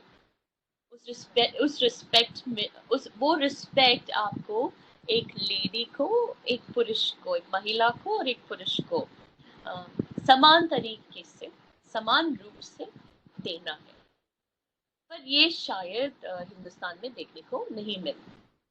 तो अगेन पुलिस स्टेशन, फिर से मैं एक एग्जांपल ले रही हूँ। जब एक महिला पुलिस स्टेशन जाती है तो वो महिला कैसे फील करती है, और एक पुलिस जो एक कस्बे के थाना अगर है, अगर यूपी के कस्बे को हम ले या बिहार के कस्बे को हम ले या रूरल में हिंदुस्तान में कहीं पर भी किसी एक कस्बे को हम ले और वहाँ पर अगर एक महिला को एक अपराध पुलिस को इन्फॉर्म करनी है, एक कंप्लेंट लिखवानी है या उस कंप्लेंट की रिसीविंग लेनी है, फायर तक तो बहुत दूर है, वो जर्नी ही बहुत दूर है, एक कंप्लेनेंट की, खास करके एक महिला कंप्लेनेंट की, पर अगर उनको वहां जाना है तो उनका पहला फीलिंग क्या है? तो मेरी एक्सपीरियंस जो कहती है कि महिलाएं कंफर्टेबल नहीं है, और पुरुष जो खासकर और ज़्यादातर, क्योंकि ये कस्बों के थानों में ज़्यादातर पुरुष है और ये पुरुष पेट्रियार्कल मानसिकता से दूर नहीं है, उनसे ऊपर नहीं है, तो उनका भी जो रिएक्शन इन महिला कंप्लेनेंट्स के प्रति है वो भी हमेशा एक डिसरिस्पेक्ट की तरफ ही रहती है कि आप क्यों उठ के यहाँ चले आए, आपके घर में कोई मर्द नहीं है, आपके पति क्यों नहीं साथ आए, आपके पिताजी क्यों नहीं साथ आए, आपके घर में लड़का नहीं है क्या? तो इस तरीके से सवाल जरूर करते हैं, सुना है, और इस वजह से बहुत सारी महिलाएं और खास करके लड़कियां अपनी इज्जत के बारे में डर के और कानून से पूरी तरीके से प्रोटेक्शन ना मिलने की, पूरी सुरक्षा ना मिलने की डर से क्राइम रिपोर्ट करने से रुकते हैं और थाने जाने से रुकते हैं। तो त्रिशला, आपके सवाल को कंक्लूड करते हुए मैं ये कहना चाहूँगी कि हाँ, वेस्टर्न देशों में और हिंदुस्तान में, इनफैक्ट बहुत सारे साउथ एशियन देशों में जिस तरीके से कानून को अप्रोच करते हैं उसमें ज़रूर फ़र्क है, और फंडामेंटल राइट्स हमारे देश में उतना इवॉल्व नहीं है जितना कि नॉर्थ अमेरिकन देश, और बाहर में भी आप देख सकते हैं कि कनाडा में, अमेरिका में, स्कैंडिनेवियन देशों में, स्विट्जरलैंड में फंडामेंटल राइट्स हाईली इवॉल्व है। हर एक व्यक्ति की जो राइट कॉन्स्टिट्यूशन देती है उसके प्रति ज़ीरो टॉलरेंस या उसके उल्लंघन के प्रति जो टॉलरेंस है वो उन मुल्क के कोर्ट्स, उन मुल्क के लॉ एनफोर्समेंट एजेंसीज कम दिखाते हैं। हालांकि हमारे यहाँ फंडामेंटल राइट्स की वायलेशन को हम बहुत ज़्यादा और कुछ ज़्यादा ही टॉलरेट करते हैं। जी अमोल, आप पूछिए मैम। बिल्कुल, मैं सहमत हूँ मैम से। जैसे कि फॉरेन में लॉ का पालन होता है वैसा इंडिया में नहीं होता है। एक बॉयज लॉकर रूम में देवर टू काइंड ऑफ लाइक देवर, पहला केस बॉयज लॉकर रूम जैसा केस पहले एक मुंबई में भी हुआ था जहाँ पे सेम चीज हो रहा था, और एक ग्रुप पाया गया था, व्हाट्सएप ग्रुप, जिसमें ऐसी न्यूडिटी और ऐसा चीजें शेयर की जाती थी। दूसरा ये अब दिल्ली, साउथ दिल्ली का केस है। इसमें दो तरह के लोग होते हैं, वन हु आर एडमिन्स, 15-16 जो कि इसमें एडमिन्स निकले हैं, वन हु आर व्यूअर्स, जो केवल व्यू करते हैं, they don't comment but they do participate in watching and making the views. इसको कॉमन इंटेंशन के व्यू पॉइंट से इसको कैसे डिफ्रेंशिएट करेंगे, इसमें दोनों का क्या थिन लाइन डिफरेंस होता है जिससे हम डिफ्रेंशिएट कर सकते हैं। और साथ ही में एक और चीज़ पूछना चाहूँगा कि जैसे इसमें there are some college students, there are also some school students from 10th class to 12th class, तो इन दोनों चीज़ को कैसे डिफ्रेंशिएट करेंगे कि some are major, some are minor, some are juveniles and some are viewers, some are party the person who was sharing such things.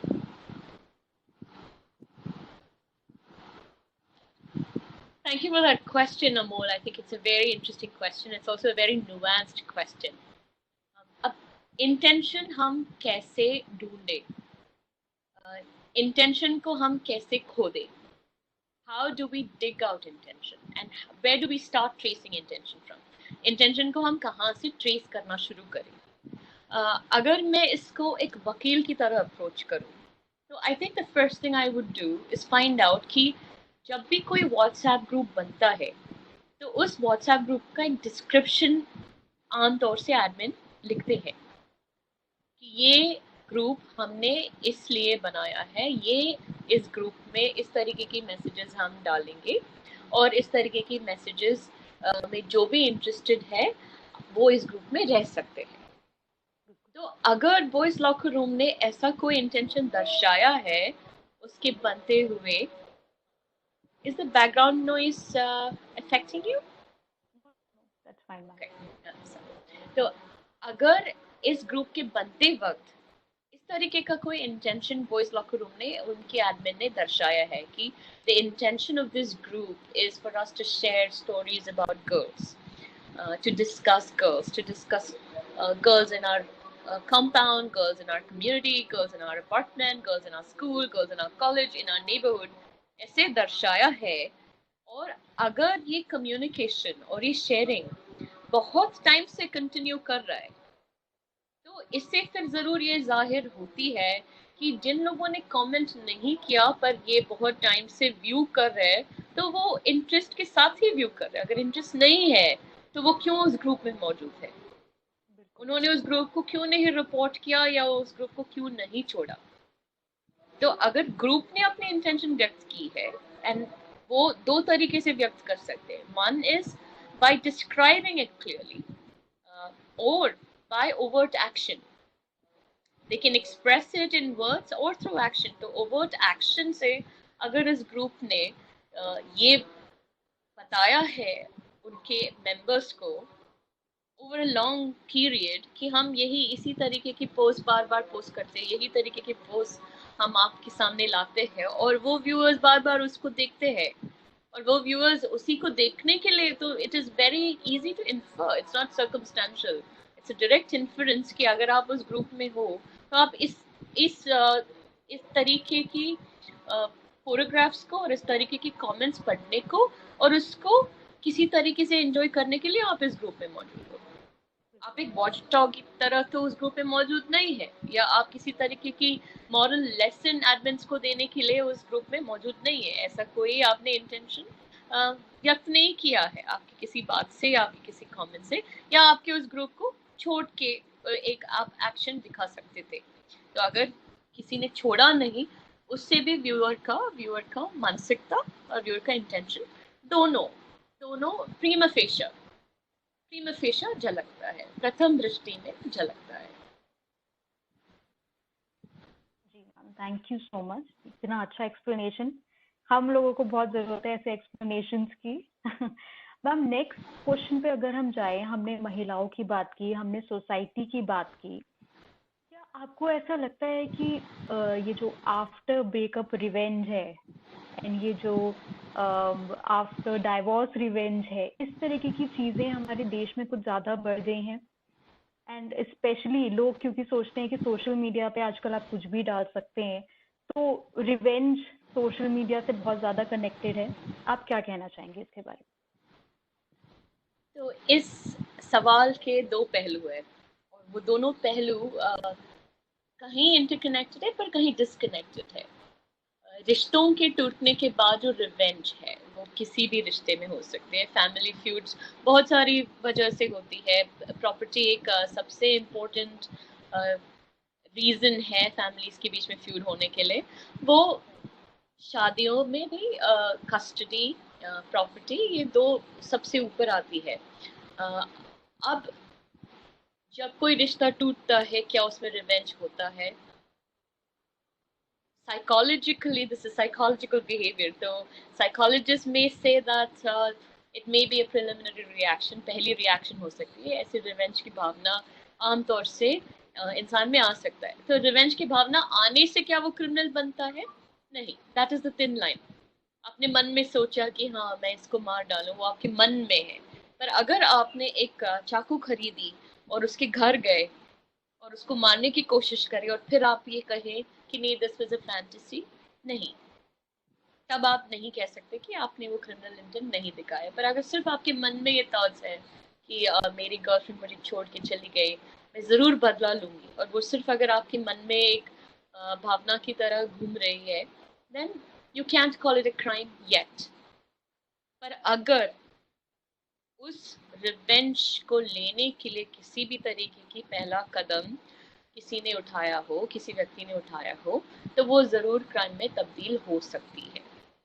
अब क्या इसको क्या ये बड़ी है फेसबुक और सोशल मीडिया की वजह से? ये तो स्टेटिस्टिकली मैं नहीं कह सकती कि ये बड़ी है या नहीं, पर ये ज़रूर है क्योंकि फेसबुक बगैर चेहरे की बहुत सारे लोगों को आवाज़ देती है। It has become a forum where The voiceless, even the voiceless have a voice. Even the powerless have a voice. Even the faceless have a voice. आपकी आवाज को आपको किसी चेहरे से, किसी नाम से, किसी आइडेंटिटी से, आपके मोहल्ले से, आपके एड्रेस से जोड़ने की जरूरत नहीं पड़ रही है. इससे कहीं ना कहीं लोगों में एक फॉल्स सेंस ऑफ पावर, एक सूडो पावरफुलनेस जरूर आती है, मिल रही है. ये यूथ में जरूर दिख रही है. यूथ बहुत ज्यादा इस नेचर को एग्जिबिट कर रही है सोशल मीडिया प्लेटफॉर्म्स के उपयोग से, और उसकी इस्तेमाल भी कर रहे हैं ये पावरफुलनेस दिखाने के लिए. तो कहीं ना कहीं ये pseudo power sense of powerfulness social media के थ्रू दिख रही है, और उसमें रिवेंज के अलावा बहुत सारे भावनाएं भी पावरफुलनेस दिखाने के लिए होती है. तो से फॉर एग्जांपल रेप कमेंट, इस लड़की को ये मिलनी चाहिए थी, this was the right thing, इसके साथ ये होना चाहिए था, ये बहुत ज्यादा बोलती हैं. You know, these are also slighter examples of revenge, बदला या डिसकंटेंट. मुझे आपकी सोच पसंद नहीं है तो मैं आपकी सोच की निंदा, आपके बारे में बुरा कह के, या आपको इंसल्ट करके, या आपको ह्यूमिलिएट करके, या आपकी औरत होने की फैक्ट को भी ह्यूमिलिएट करके, इंसल्ट करके मैं इस बात की निंदा कर रहा हूँ. तो कहीं ना कहीं फेसबुक ने किसी सोच को और किसी के व्यक्तित्व को, किसी की इंडिविजुअल फ्रीडम को, किसी की स्पेस को निंदा करने की जो तरीका है उसको वायलेंट बनाया है, उसको वर्बली वायलेंट बना दिया है. ये जरूर इन सोशल मीडिया प्लेटफॉर्म्स ने किया है, क्योंकि कोई जाके उनको पकड़ नहीं रहा है सोशल मीडिया के अंदर. nobody is calling them out. कहीं ना कहीं इतने मैस स्केल पे इतने सारे लोगों को, जो हमने बहुत एक छोटी सी शब्द में उसको कंक्लूड कर दिया, उसको समराइज कर दिया, उसको ट्रोलिंग कह के हमने उसको लिमिट कर दिया, सीमित कर दिया. तो जब हम ट्रोलिंग करके इतनी बड़ी एक कॉन्सेप्ट को सीमित कर रहे हैं, तो हम उससे कहीं ना कहीं जो समाज के प्रति एक क्रिमिनल माइंडसेट उग रही है, और या एक क्रिमिनलिटी उग रही है, या कहीं ना कहीं जो लोग क्रिमिनल बिहेवियर भी दिखा रहे हैं, उसको कंप्लीटली निगेट कर रहे हैं, और उस फिनोमिनन से ही हम डिनाइल में हैं. लॉ एनफोर्सेस इस फिनोमिनन से डिनाइल में है. ट्रोलिंग को ट्रोलिंग कह के, उससे क्रिमिनलिटी हटा के, और उससे आम तौर पे क्रिमिनलिटी हटा के, या ज़्यादातर क्रिमिनलिटी से इसको बाहर रखे, हम समाज, it is a huge injustice, समाज के प्रति एक जो हमारा कर्तव्य है कि लॉ एंड जस्टिस प्रिवेल करनी चाहिए, लॉ एंड ऑर्डर प्रिवेल करनी चाहिए, तो we are taking law and order out. You know, law and order should prevail in all forums. सिर्फ बाजार और रोड में नहीं law and order होता. I think if Facebook is a social space, law and order should prevail also on these social media platforms. It should prevail on Facebook. It should prevail on Instagram. तो जरूर ये आप अपनी आंख बंद करके जब एक स्क्रीन के सामने बैठ रहे हो और आप ये सोच रहे हो कि मुझे कोई नहीं दिख रहा, अब यहाँ मैं कुछ भी बयान कर सकता हूँ क्योंकि मैं एक फ़ोन पे हूँ, मैं अपने आईपैड पे हूँ, मैं अपने कंप्यूटर पे हूँ, दुनिया नहीं दिख रही है मुझको, तो ये एक तरह से डिनाइल है. जो कह रहे हैं उनकी भी डिनाइल है, और जो उसको एक्सेप्ट कर रहे हैं वो भी डिनाइल में.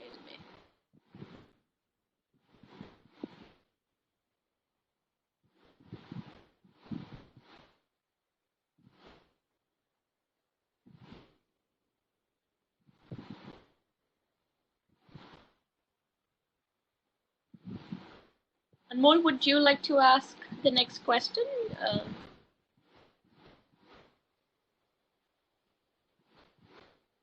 Your voice is not audible, Amol.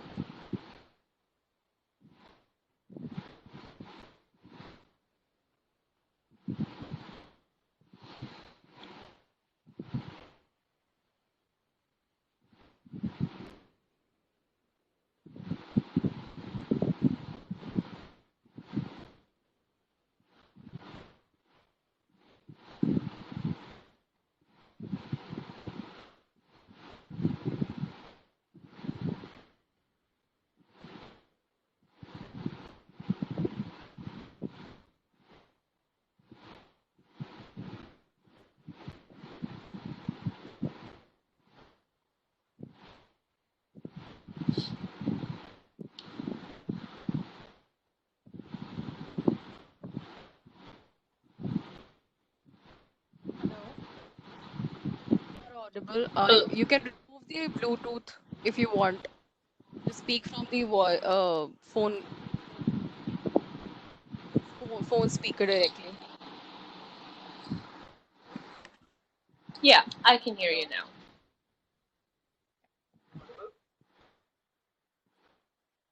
Yes. Very Can you feeble. speak a little louder? You can put the phone on the hand and come up with the speaker. Yes, much better.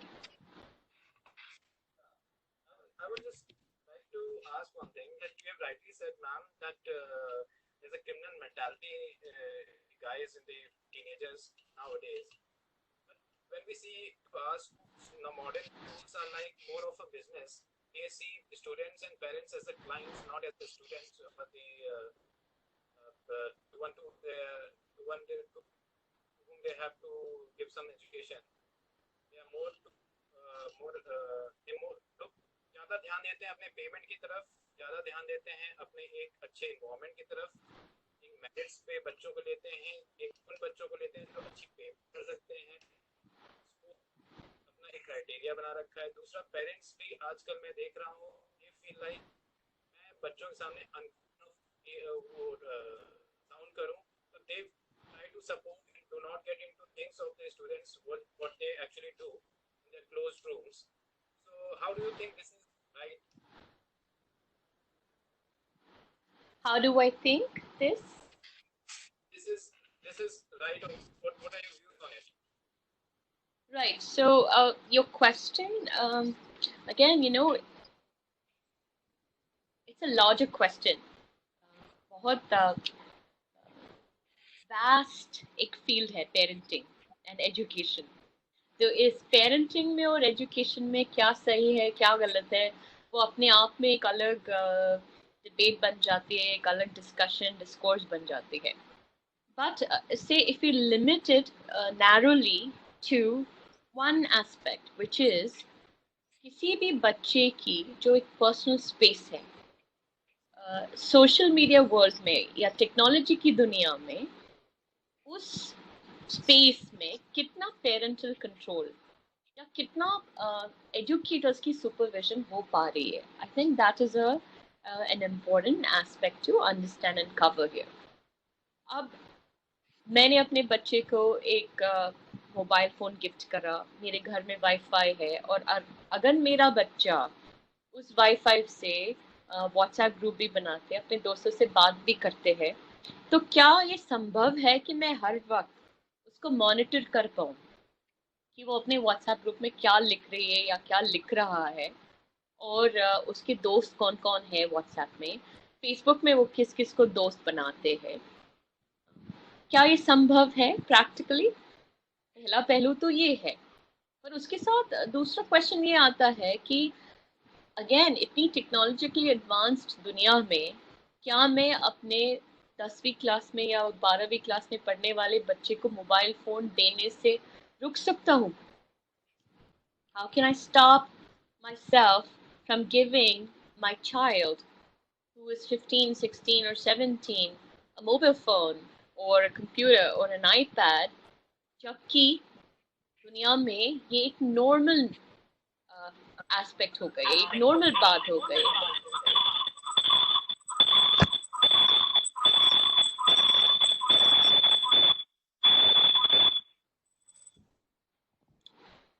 जबकि ये normal हो गई है कि आसपास में सारे बच्चों के पास मोबाइल है, मोहल्ले में हर बच्चे के पास मोबाइल है, क्लास में हर बच्चे के साथ पास मोबाइल है।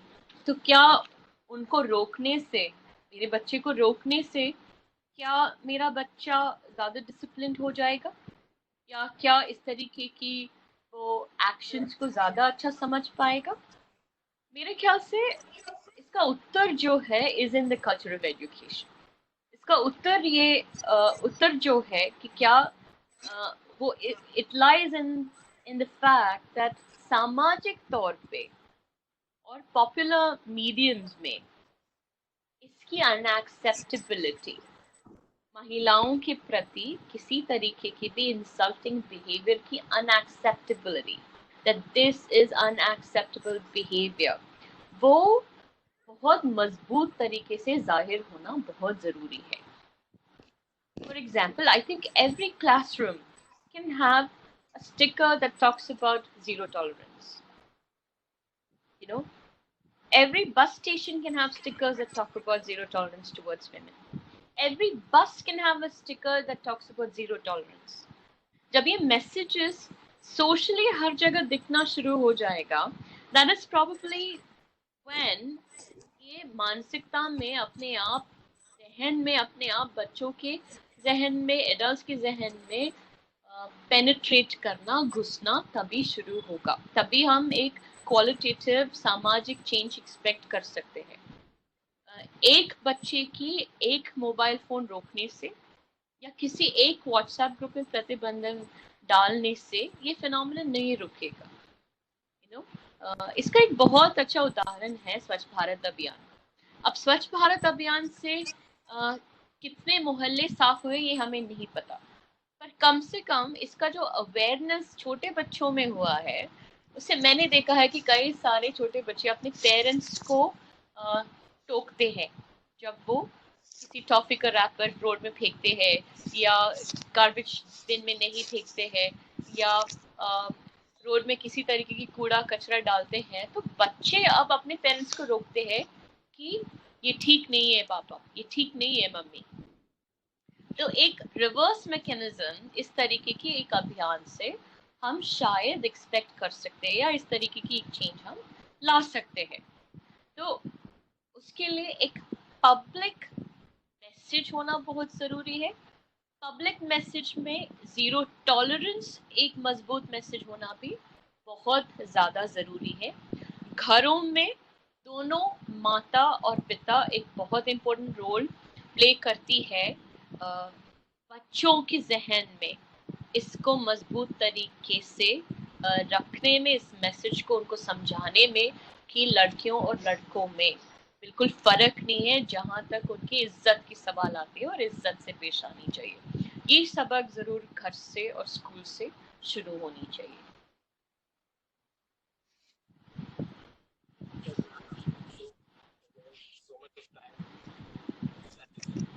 Hello, am I audible? Yes, Trishna, you're audible. Sorry ma'am, बीच में डिस्टर्बेंस हो गया. Ma'am, I wanted to know कि आपके हिसाब से हमारे देश की कितनी सुरक्षित है, चाहे वो छोटी बच्चियां हो, चाहे टीनेजर्स हो, चाहे वो एडल्ट हो. मैम, इस तरीके की चीज़ें बढ़ती ही जा रही हैं, चाहे वो एक बॉयज़ लॉकर रूम हो, चाहे वो रास्ते पे चलते हुए छेड़ते हुए कुछ लोग हों, चाहे वो कहीं पे भी जाती हैं उनके ऊपर कमेंट किया जाता है, टॉन्टिंग की जाती है. आपको नहीं लगता कि अगर बोला जाए तो इंडिया तो औरतों के लिए रहा ही नहीं है?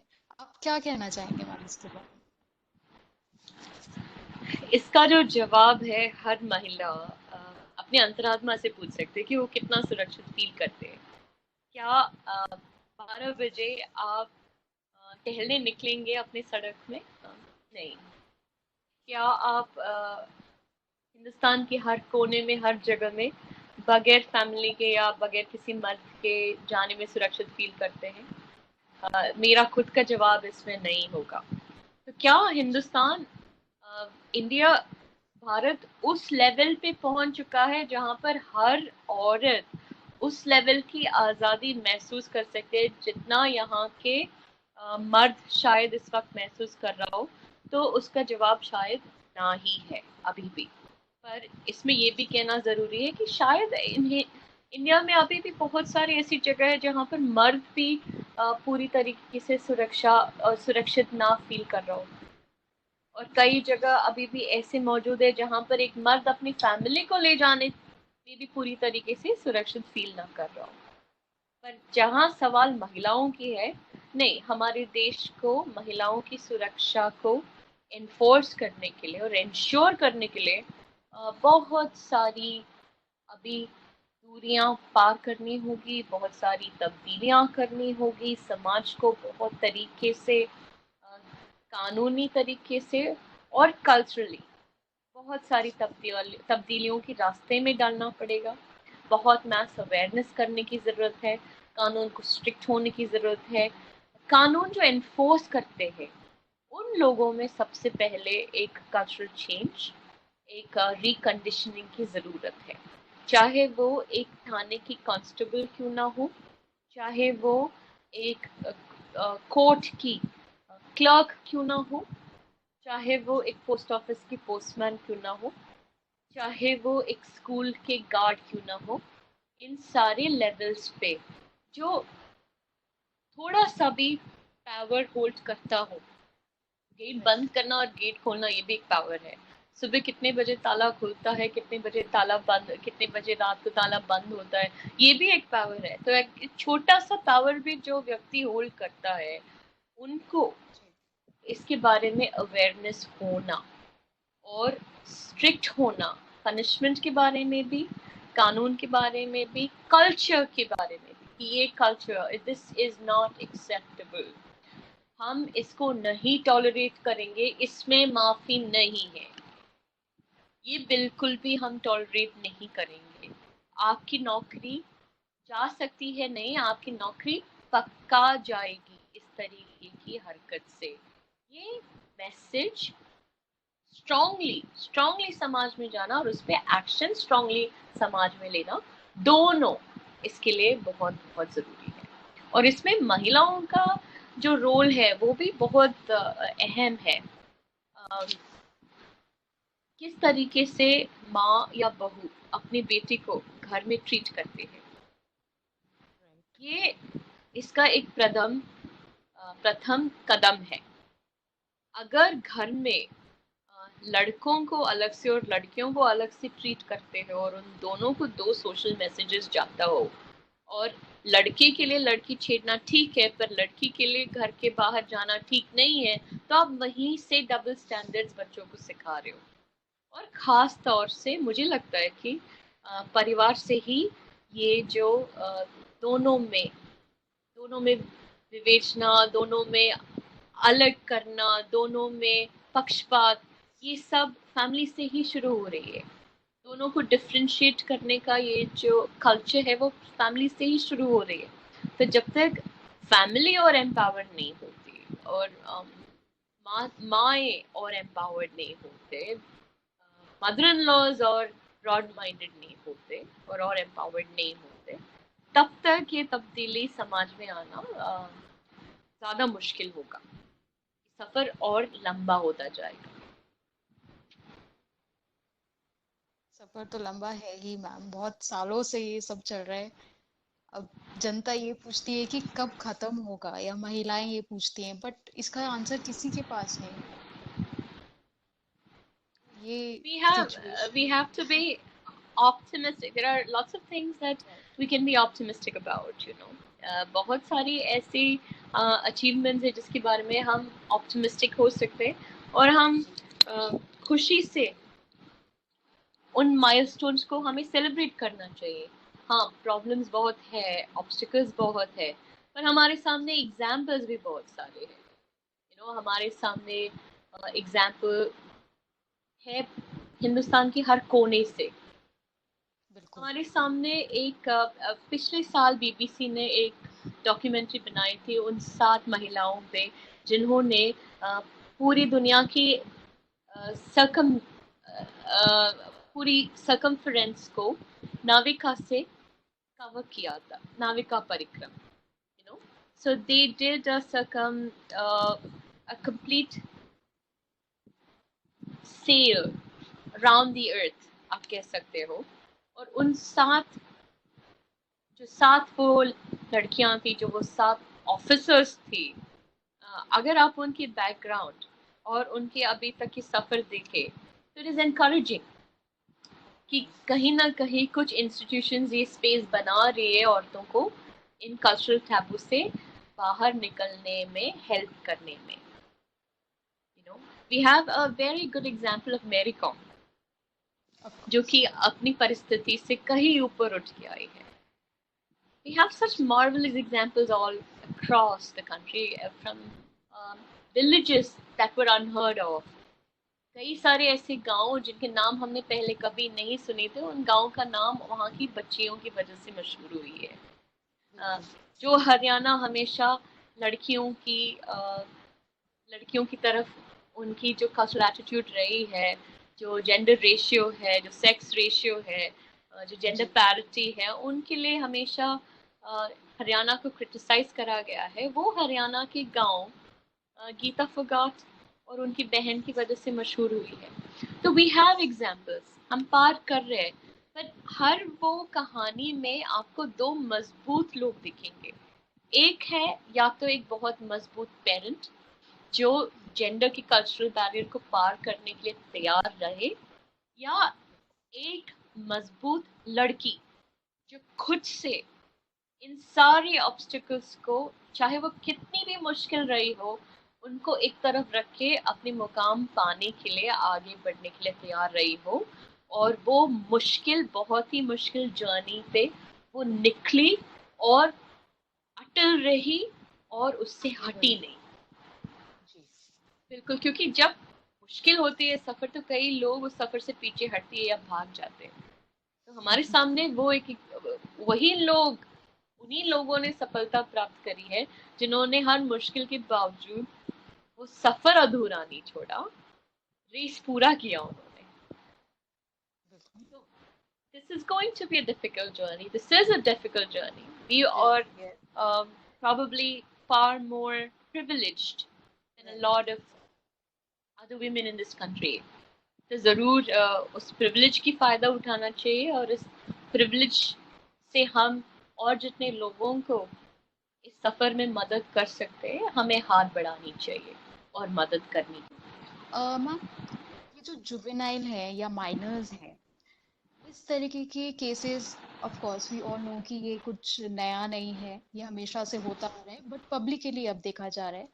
मैम, इनको करेक्ट करने के लिए या इनको अवेयर करने के लिए या इनमें और मॉरल वैल्यूज डालने के लिए एज अ सिटीजन या as a guardian, as a parent, हम लोगों के क्या रोल हो सकते हैं?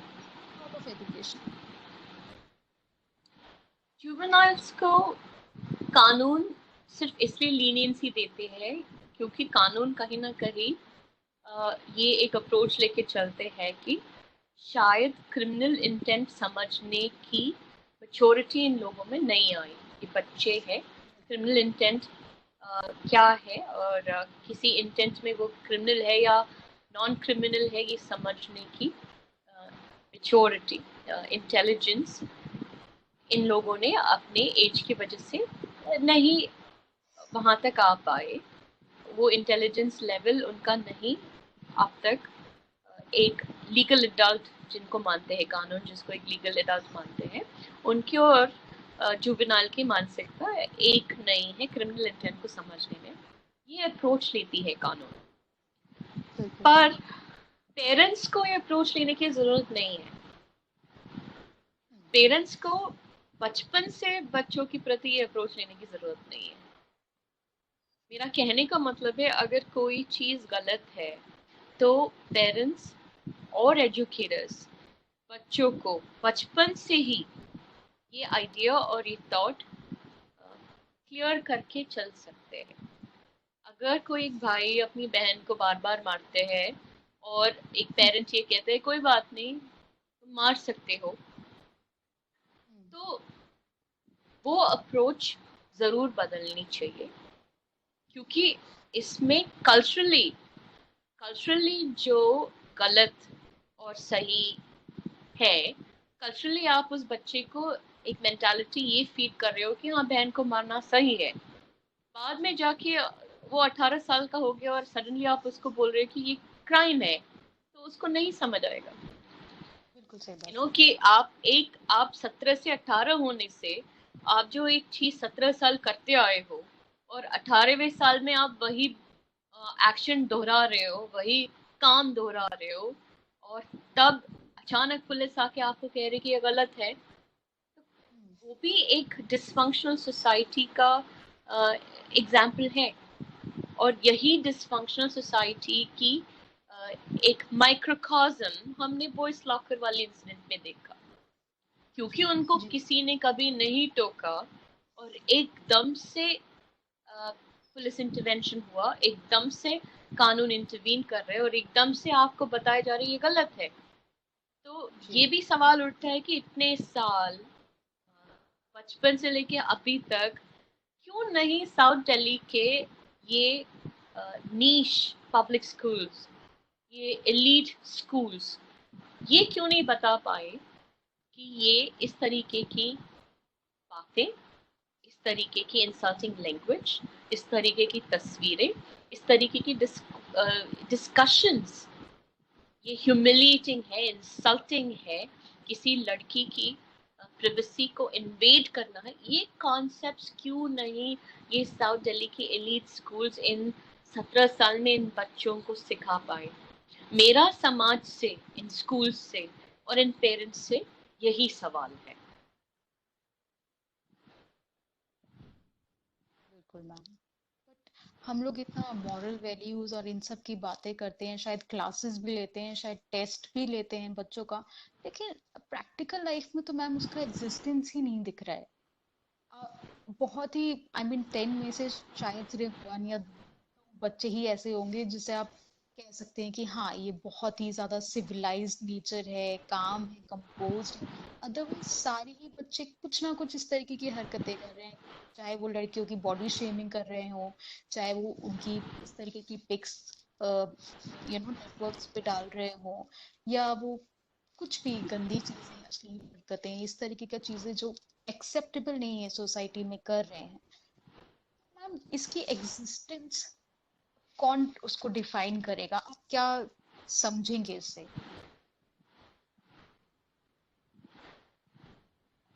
क्या हमारी मॉरल वैल्यूज गिरी है या क्या हमारी मॉरल वैल्यूज का डिप्लीशन इसका मेन वजह है? अगर त्रिशला आप मुझसे ये पूछ रहे हो तो फिर तो आप उसका जवाब ये है कि क्या 40 साल पहले रेप नहीं था, क्या 100 साल नहीं पहले मैम, रेप नहीं था, क्या? मेरा क्वेश्चन है कि जो हम बोलते हैं बच्चों को, हम समझाते हैं या मॉरल वैल्यू क्लासेस लेते हैं, क्या प्रैक्टिकल लाइफ में उसका एग्जिस्टेंस है?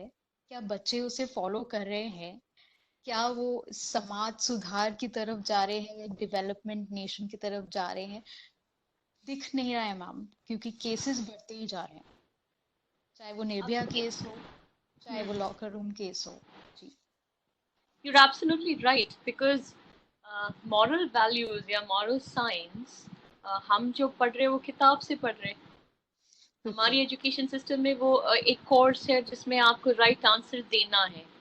It is like every other subject that is taught in Indian public schools and private schools. आपको फिजिक्स भी टेक्स्ट बुक से पढ़ना है, आपको हिस्ट्री भी टेक्स्ट बुक से पढ़ना है, आपको इंग्लिश भी टेक्स्ट बुक से पढ़ना है, आपको मॉरल साइंस भी टेक्स्ट बुक से पढ़ना है। एप्लीकेशन कहाँ है? तो अगर आपका एजुकेशन सिस्टम अप्लाइड टीचिंग की मेथडोलॉजी अपनाए तो शायद मॉरल साइंस या मॉरल वैल्यूज या मॉरल लेसन्स भी अप्लाइड होती।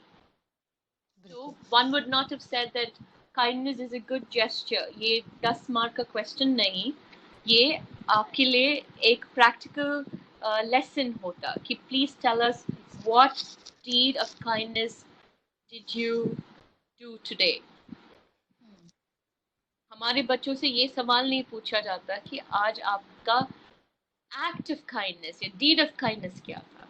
Right, exactly my point. हमारे बच्चों से ये पूछा जाता है कि ये 10 मार्क का क्वेश्चन है, डिफाइन काइंडनेस।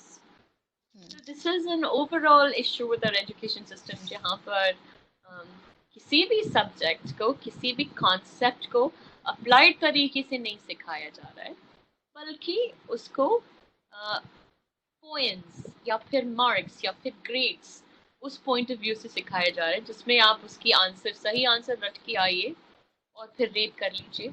तो एक फिर से वो एक हमारी डिसफंक्शनल सोसाइटी की और डिसफंक्शनल एजुकेशन सिस्टम की तरफ, हमारी डिसफंक्शनल मॉरल कॉम्पस की तरफ, कलेक्टिव मोरालिटी की तरफ और पेरेंटिंग की तरफ इशारा करती है। Thank you so much ma'am इतनी वैल्यूएबल टॉक्स देने के लिए। Thank you for watching this video. Comment down below about what you think about this boys' locker incident. If you have any question, write it down, comment down. The answers will be delivered to you. Thank you. Press the bell icon. Bye bye.